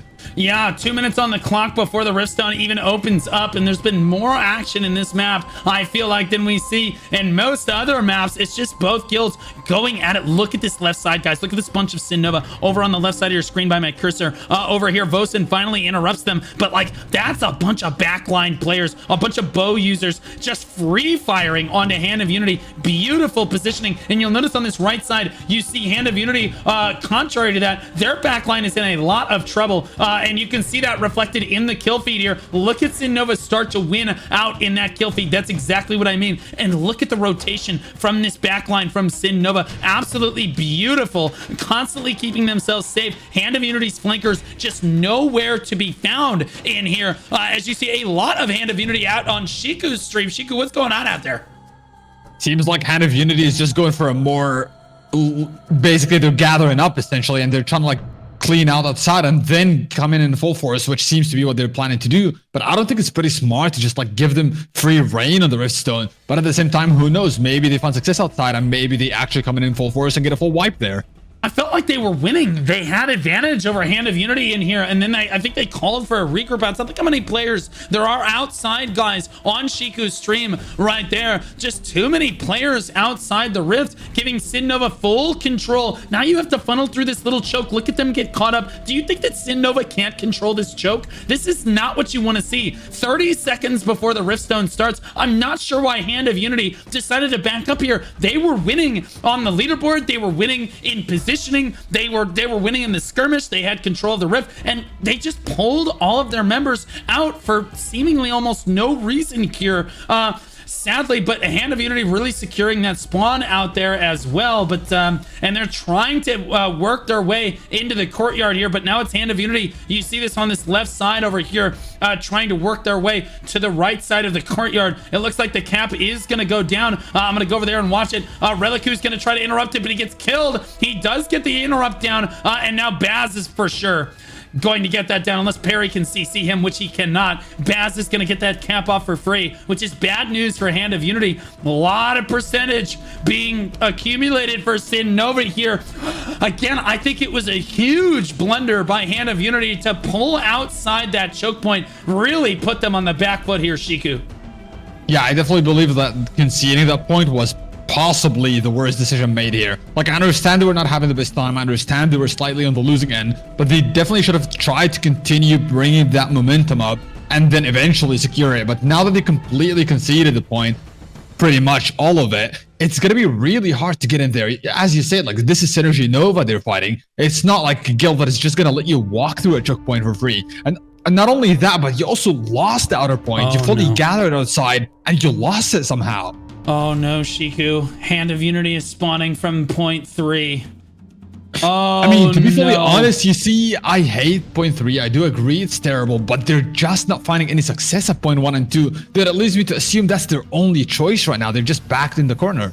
Well, again, they were doing just fine before. I don't know why they pulled out. I think the shot caller knee-jerked. Maybe he died. He got tilted. That is something that you face as well when the shot caller gets tilted. Oh, we lost a member, fell down off the side of the map over there. But that's not what you want to see right there. If you're flying in, this is a concession of defeat, guys. That's what this means. There's 18 minutes left on the clock. You cannot be flying in like this unless it's for a regroup. And they're flying in and just landing. that run distance is 2 times as long as the other run distance, and you land with absolutely no stamina at all. Both shot callers should know that. Hand of Unity definitely knows that. They're currently putting enough boots on the point to make it work, but they're all coming from point 1 over there. You can see them running through here, and they're actually making the difference on Sin Nova right now. Sin being forced to pull back onto the point. We should see Hand of Unity start to spawn at points 1 and 2 instead here if they want to have a chance at coming back. In this one, it is 11-11, 12-11, but yet we still have not seen a cap go down for Hand of Unity at all, Shiku. Yeah, I mean, I'm gonna be honest, I have to admit from their perspective, this is definitely possibly the most demoralizing outcome, because let's be real, not only did you lose the first map, which to be fair was not their pick, but now it's your pick and it doesn't seem good at all. So I can only imagine how demoralizing this not only for the members but also for the shot callers, which could definitely lead to bad calls and bad positioning and maybe some rush decisions as well. Yeah, I mean, this is just a really tough position because you've given Sin Nova's backline essentially a free ride into winning this one. You see the flankers from Hand of Unity actually coming in from the side over there. The healer doing what they can. Yellow doing what they can over there to try to keep them healthy as they collapse down and try to keep Sin Nova from controlling this choke. It does look like a fair amount of Hand of Unity have made their way onto the point, and to their credit, they have done a great job of keeping Sin Nova from actually capping this thing. Look how long it's taking them. Sin Nova has had this cap for basically the entirety of this 3.5 minutes here. Sadly, none of the tanks from Hand of Unity. There's Nox right there running forward. We'll see if he can get to the point to try to get a cap down. But we have not seen Hand of Unity actually get a cap down, despite the fact that they have far more members on the Riftstone. They would have capped this by now. So that's a good sign from them, to be fair. They absolutely would have capped this if they were participating. But sadly, where are the cappers for Hand of Unity? Where are you guys? What are we doing? I'm not sure exactly what Hand of Unity's play here is. They're out skirmishing Sin. They finally get position on the Rift, and there's no frontline. Where are they, Shiku?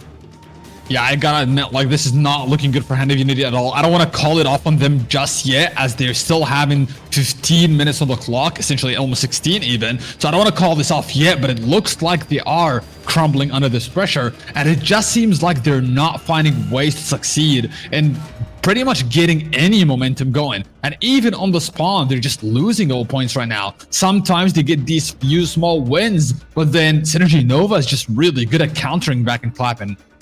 Yeah, I think that this has to be almost intentional from Hand of Unity. They're very intentionally not taking the point here. There's no way that they're not able to dive through. I've seen Nox step near it a few times. There's Vosen off in the corner over there as well, and he's not even looking at the cap. He doesn't care.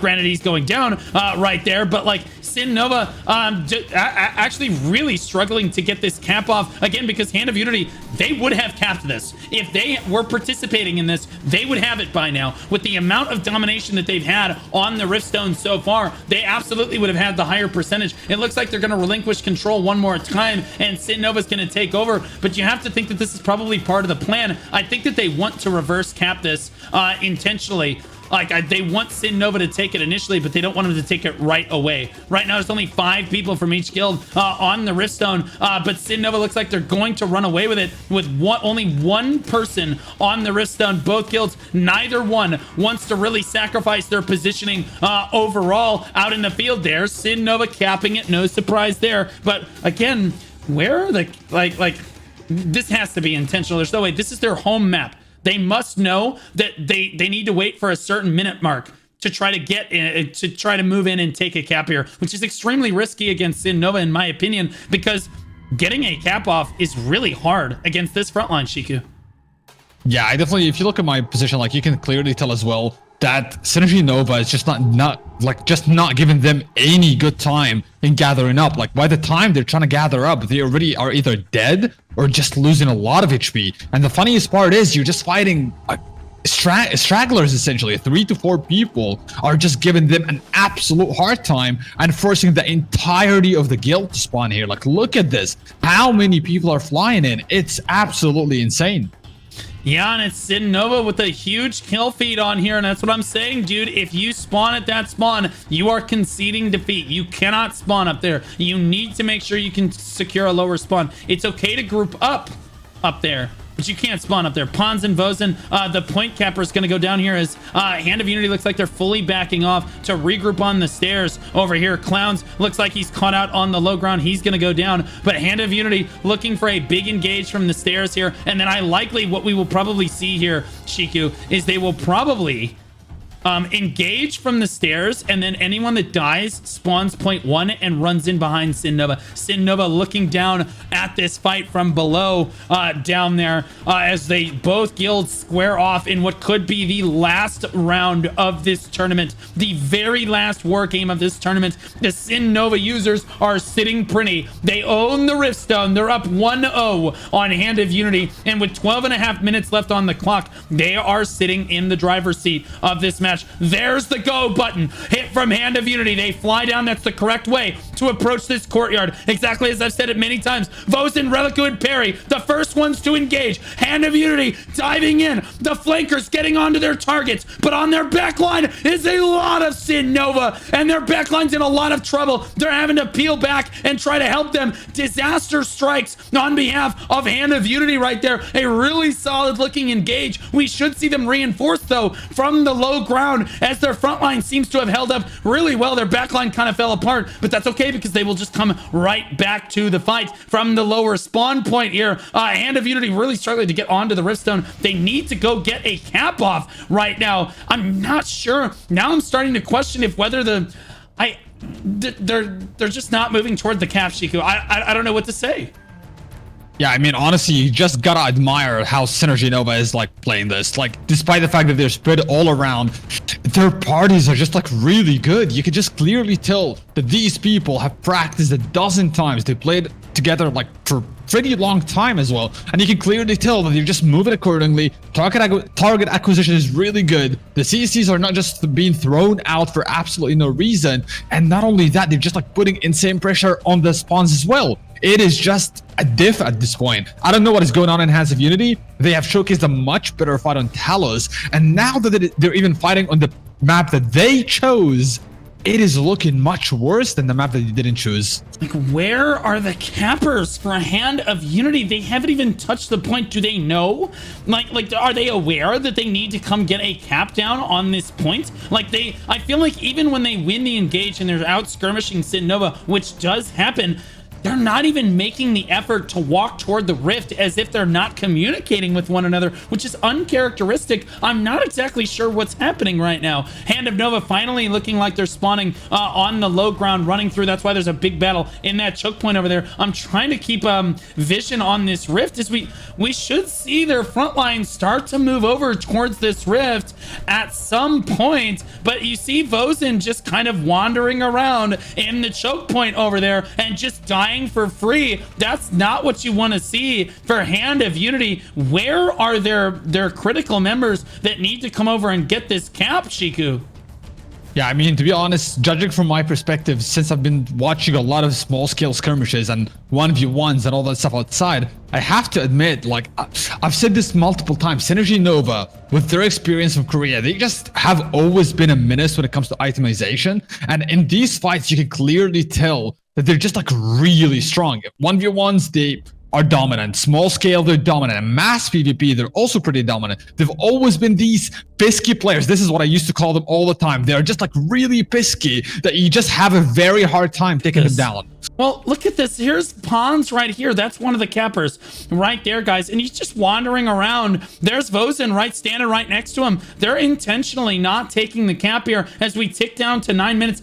Finally, one of the cappers comes over to try to start capping this for Sin Nova, but two of their cappers are basically on union break. I'm not exactly sure what they're doing right now. They're failing the guild right now. At least one of the cappers moved over to try to get something done. I have to imagine that was Relicu. Yeah, there he is. He's trying to do his best to try to get onto the point now with only 8.5 minutes left on the clock. There's Relicu going. Now Vosen is here to help him. I guess guess I should probably help my guild master. As Relicu starts to fall down, he loses his shield. His healer is nowhere in sight. He's gonna go down. Where did Pons go? Who knows? Vosen now trying to go for a cap now, and you can see how much they're struggling to get this cap down. Now they've waited way too long for this, Shiku.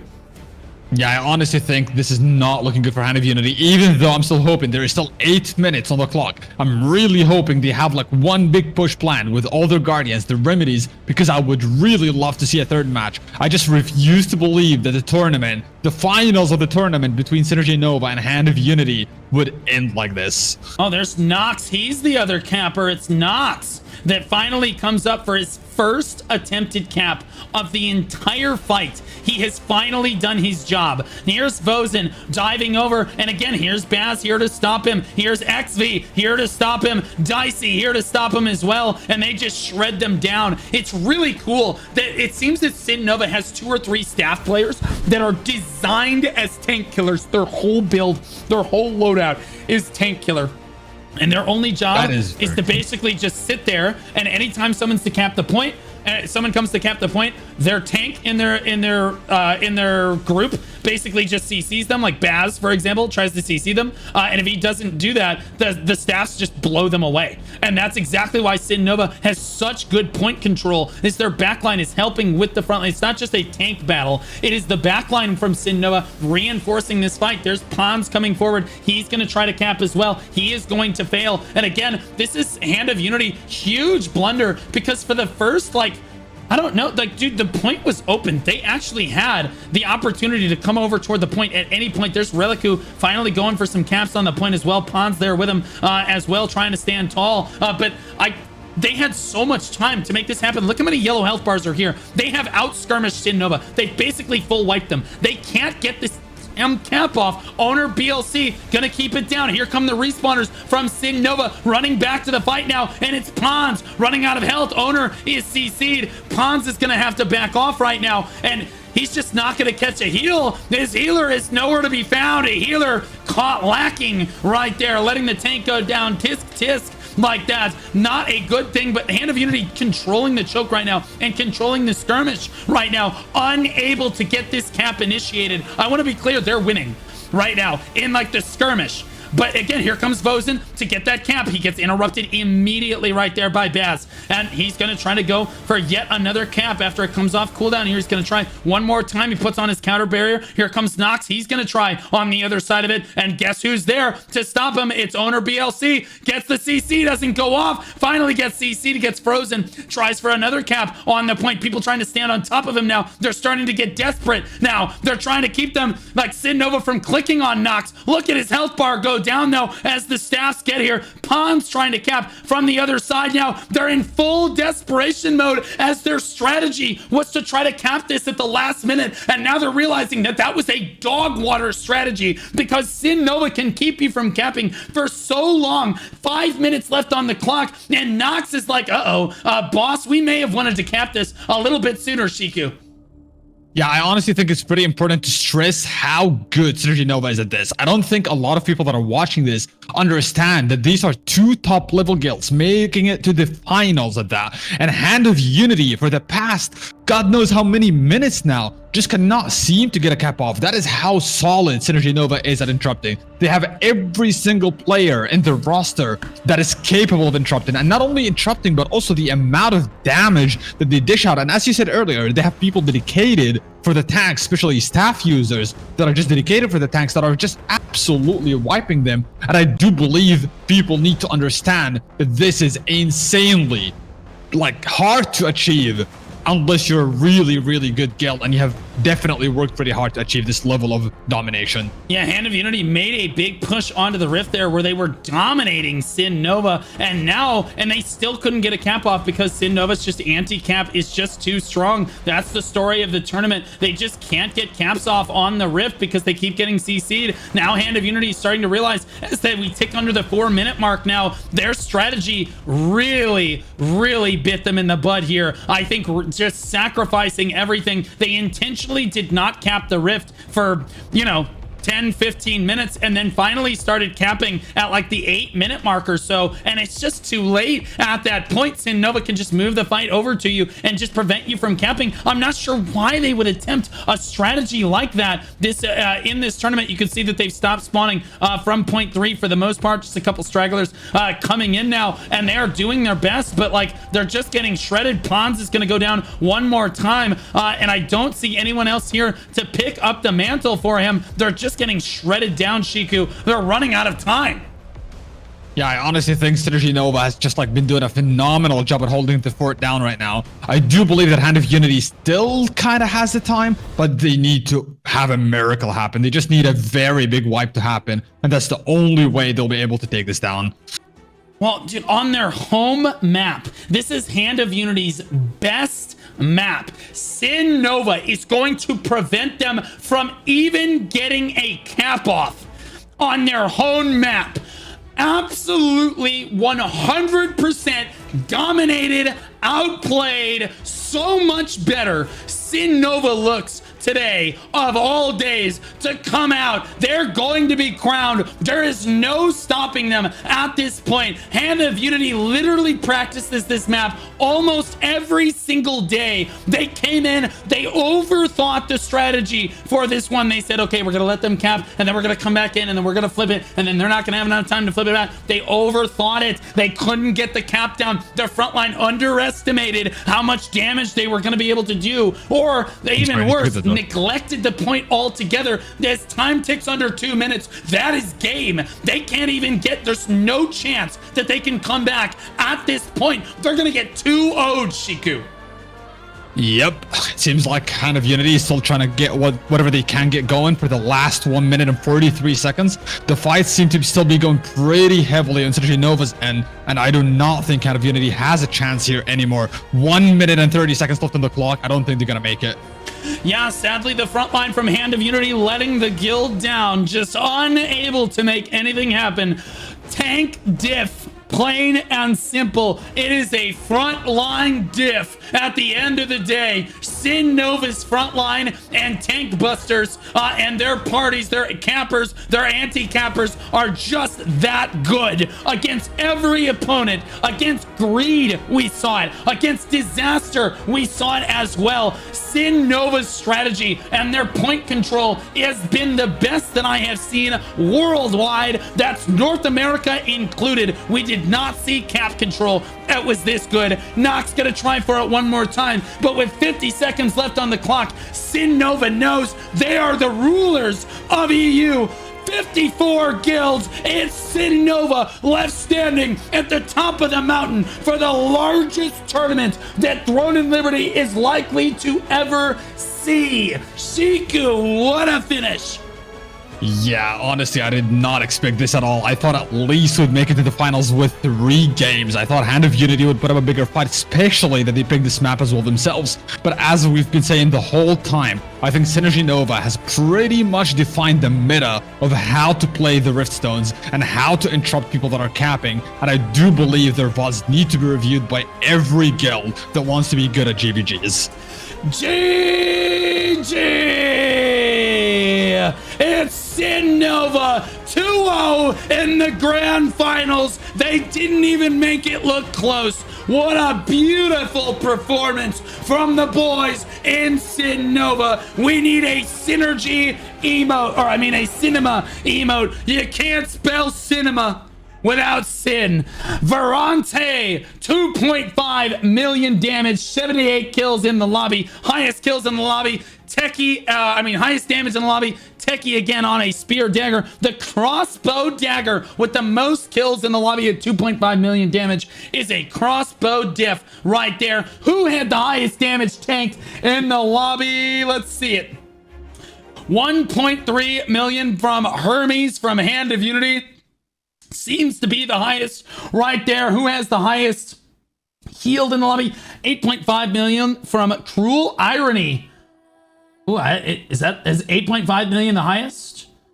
It is the highest, 8.5 million from Cruel Irony. Good thing that nobody seemed to crash on either side. Ooh, 9.2 million from Marco right there. So Marco taking home the title for the final match, it looks like, as the best healer in the lobby. One of the best healers in EU. Huge congratulations to Sin Nova. $2,600 split however the leadership wants to take it. To be clear, if the leadership came to me and said, we want to just take all of it, we're not... $1,000 to each one of the leadership members and then $600 to our peons. They could technically do that. Now, I don't know if that necessarily would be fair. It would certainly be easier on my end, but hopefully we can get Sin Nova in for an interview. We'll see if Hand of Unity wants to have an interview as well on this one, as I can't believe what an epic tournament. No, it was not the finals we expected. I think a lot of people thought it was going to be way closer, and then Sin Nova just came in with a blowout. Hand of Unity just could not counter that strategy. Just a little rough for them. Okay, looks like we're getting in these players, or we're getting in the leaders for the post-match interview to hear what they have to say about it at the end of time here, climbing all the way to the top of the mountain. I mean, to be fully honest, yeah, go ahead. Even though this was not the match we expected, I have to admit, at the end of the day, great fights on both ends. Hand of Unity have done a phenomenal job throughout the tournament. Synergy Nova has definitely done insane when it comes to like pretty much showcasing an insanely high level domination when it comes to interruptions. And I do believe, once again, a lot of guilds need to learn from that for the future.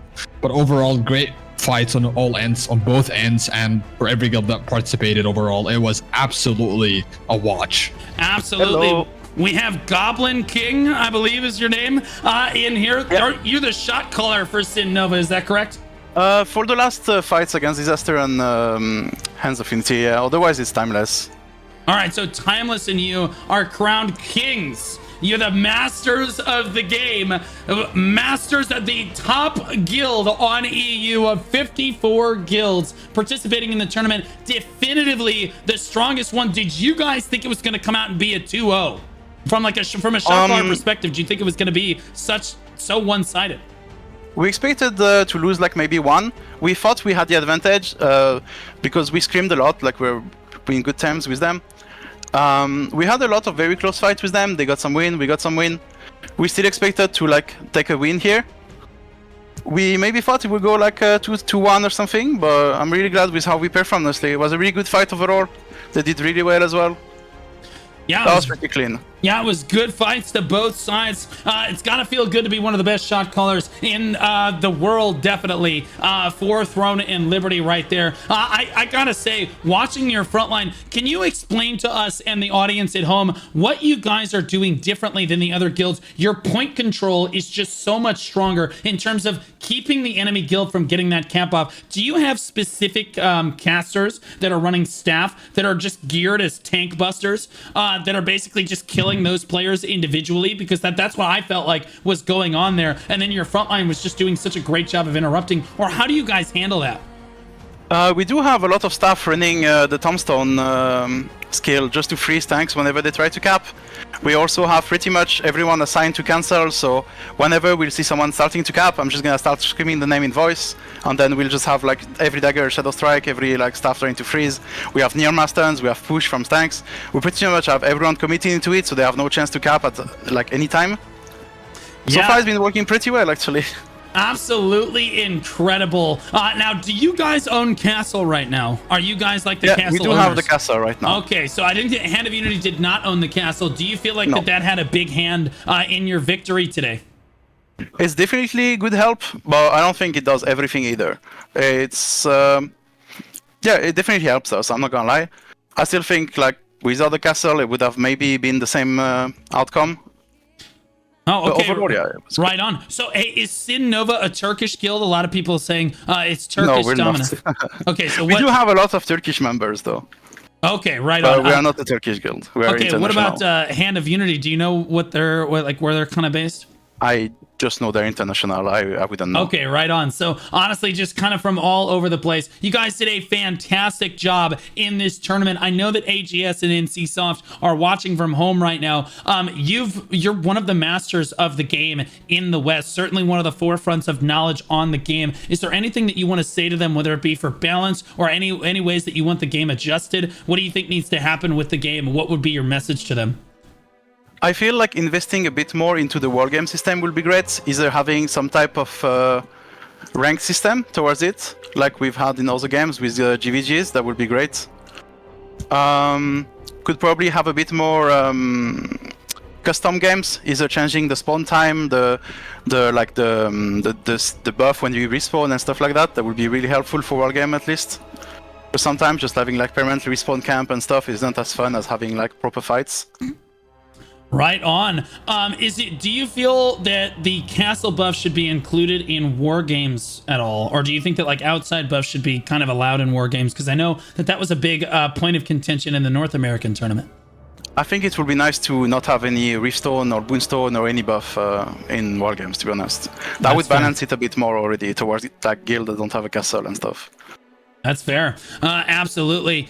So is there anything you want to say to the folks at home, having won today, having climbed this mountain? You do represent Sin right now. Do you want to give anybody a shout out, say thank you to anyone? It's got to feel good, man. I honestly, that's the adrenaline rush, as Tyler one would say. Yeah. Honestly, big shout out to our guild, to our alliance, Sin Nova, Sin Bleed, Sin Myth. That was really great. We did a really good job. I'm really proud of you guys. Otherwise, really good grats to everyone that participated, really. That's really nice. We came out with so many guilds going in. If like this kind of stuff could happen ever again, that would be amazing. It's really a lot of organization and time, so I know it's tough, but it was really nice to have this. Overall, really thanks to everyone that participated. That was really fun. Yeah, it was absolutely one of the hardest events I've ever had to put on. Managing 2,500 players is not something that anyone's ever really attempted before. Very, very difficult from that perspective, but we got it done. I'm thinking about potentially running it for T2, running it back after people have had a chance. So guys, make sure that you are grinding your butt off in tier 2, because the tournament runs when the tournament runs, and you got to have your gear ready to go for that. People are asking if I'm going to run a Japanese tournament. I would love to if there's enough community support on it. I'd love to see AGS come out and support the tournament a little bit more. We just got a Twitter post this time, which was a little rough on like the first day of the tournament, and then after that it was basically nothing. So I'd love to see AGS come out and support it a little bit more now that they've seen the community come out. I think that what they were doing is they were kind of waiting. No one's ever run a tournament like this before, so they kind of wanted to see how the community would receive that and what it would look like. And as you can see, I think the community has come together in a big way. It's my hope that the TNL War Games Discord for EU is a place that thrives and is used for the entire PvP community to set up more war games, to set up more tournaments. If any content creator wants to run a tournament through there, they're more than happy to do so. If any guilds want to help run it, I can help give you the admin role. We're not trying to dominate the conversation or anything. If people want to help run that, they're more than happy to do so. I appreciate all your support for the tournament here. Is there anything you want to say to Hand of Unity? Oh, grats, really. Like, that was a really good fight. We've always had good fights against them. They're definitely like part of the top guilds in Europe as well. Like, if anything, they're like currently the second best, right? So there is nothing to take away like in a bad way from them. They're just really good. It was a really good fight. They're playing fair. They are nice to organize things with, so nothing to say bad, really. Good job to you guys as well. Amazing. Right on. Well, we're going to pull Hand of Unity in as they are brave enough to come on. We love to see that. Huge congratulations. I do want to say to all of Sin Nova, your leadership needs to DM me like personally which people are getting money and how much money each person is getting, so that I know who to distribute it to. I will distribute it in the next 2 to 3 days based on what the leadership tells me to do. If you all want it to go to the same person and then give that person an arc boss weapon, you can do that. You know what I mean? But like, if everybody wants to get $50, you can do that too, but I need to have that list as well. Big congratulations. I'm gonna go ahead and move you down, Goblin. Congratulations today. You guys won. You deserved it, man. Yeah, thank you a lot again for organizing this. That's amazing. That was really great. Yeah, good fights. All right. All right, let's get Relicu up here. All right, Relicu.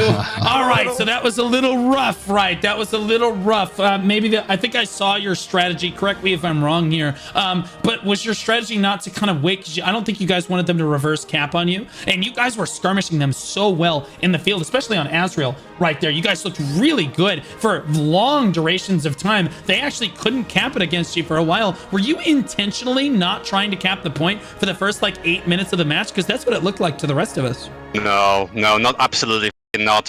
Their point control is absolutely incredible. Hood King, Basics, they would just not let us touch the throne. Yeah, it was insane. Maybe not the coin flip that we talked about, but being completely honest, Sin are an incredible guild. They put a shit ton of work, a shit ton of players, they worked hard and they absolutely deserve this place. I would not, well, apart from us, obviously, I would not want anyone else in the top place.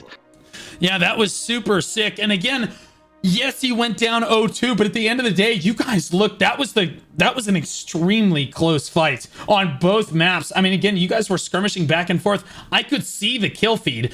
Fortunately, you guys were kind enough to allow me to join the guild temporarily so that we could see the kill feed during the match itself. You guys had big swings back and forth, and were the ones that really challenged Sin Nova overall on both maps. But I was pointing out the point defense as well the entire time. Is there anything else you felt that really went wrong for you guys?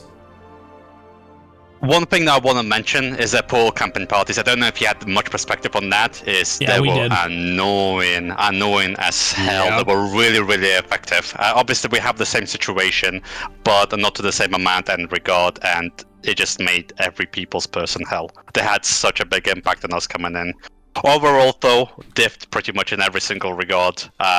Can't deny that, but, fair play to them. They worked hard and it paid off.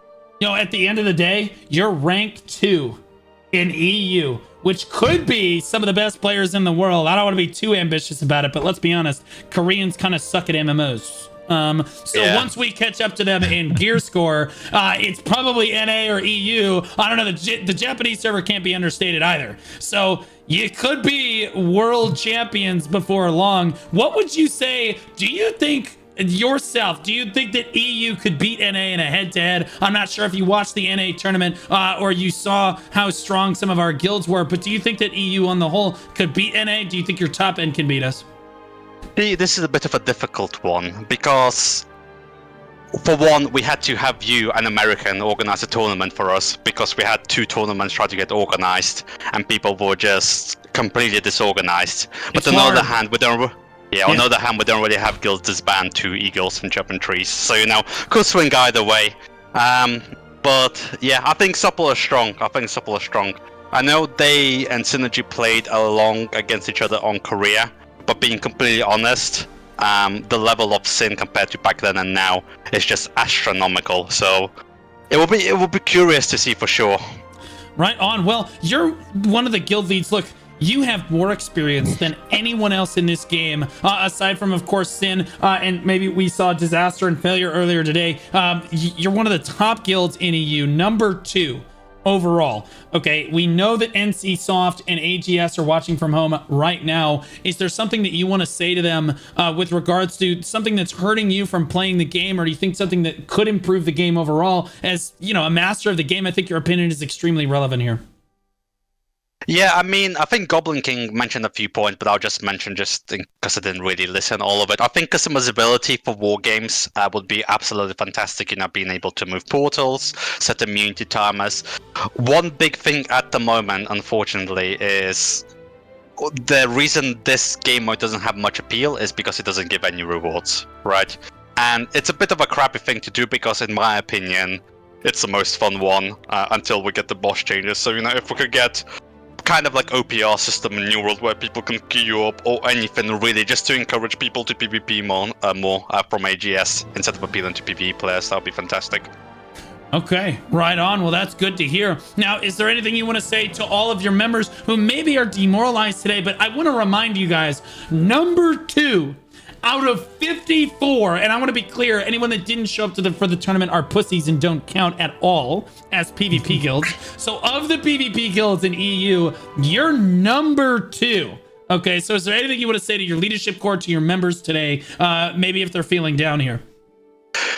I was gonna make an announcement regarding it anyway, but I want to give a shout out to all my management, all my officers, past and present, who put their literally life into helping to run the guild. Getting those VOD reviews, getting people helping re-roll, and I want a big shout out to all the members. That literally took everything I took for them to win. Re-rolling meta, getting separate sets, getting spear when it was meta, stuff like that. So.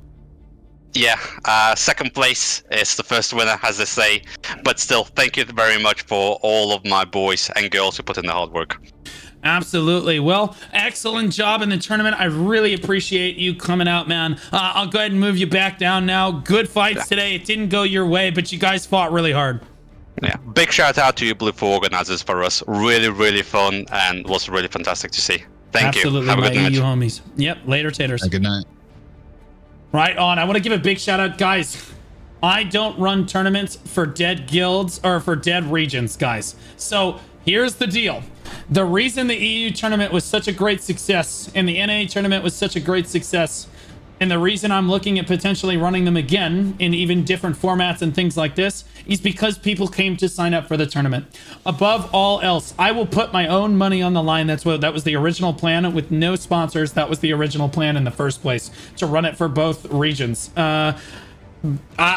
That it doesn't matter as much. What matters to me is that the PvP scene shows up, signs up for the tournament, comes out, and takes it seriously. That's exactly what EU did for this tournament. That's what NA did as well. EU really showing up with 54 guilds signing up, 52 ultimately participating. Was a crazy turnout. People all coming out to watch, love, and support the tournament.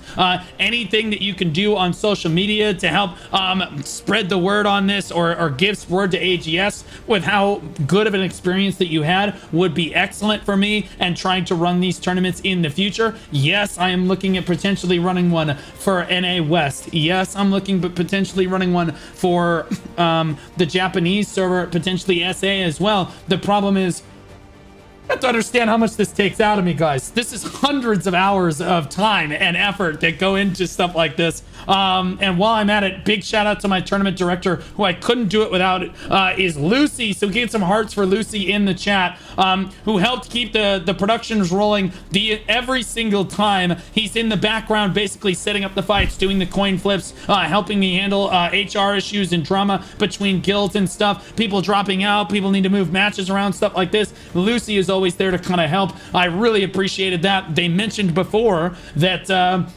again, people had tried and failed to put on a tournament like this in the past. That's because it's extremely difficult. This is one of the hardest things that I've ever attempted to do. Most people don't understand exactly the work that goes into it. I appreciate everyone that understands and bared with me. I really tried to make it as organized and as professional as possible. Yes, I called a few people pussies in Discord, but tough lick, it is a PvP tournament.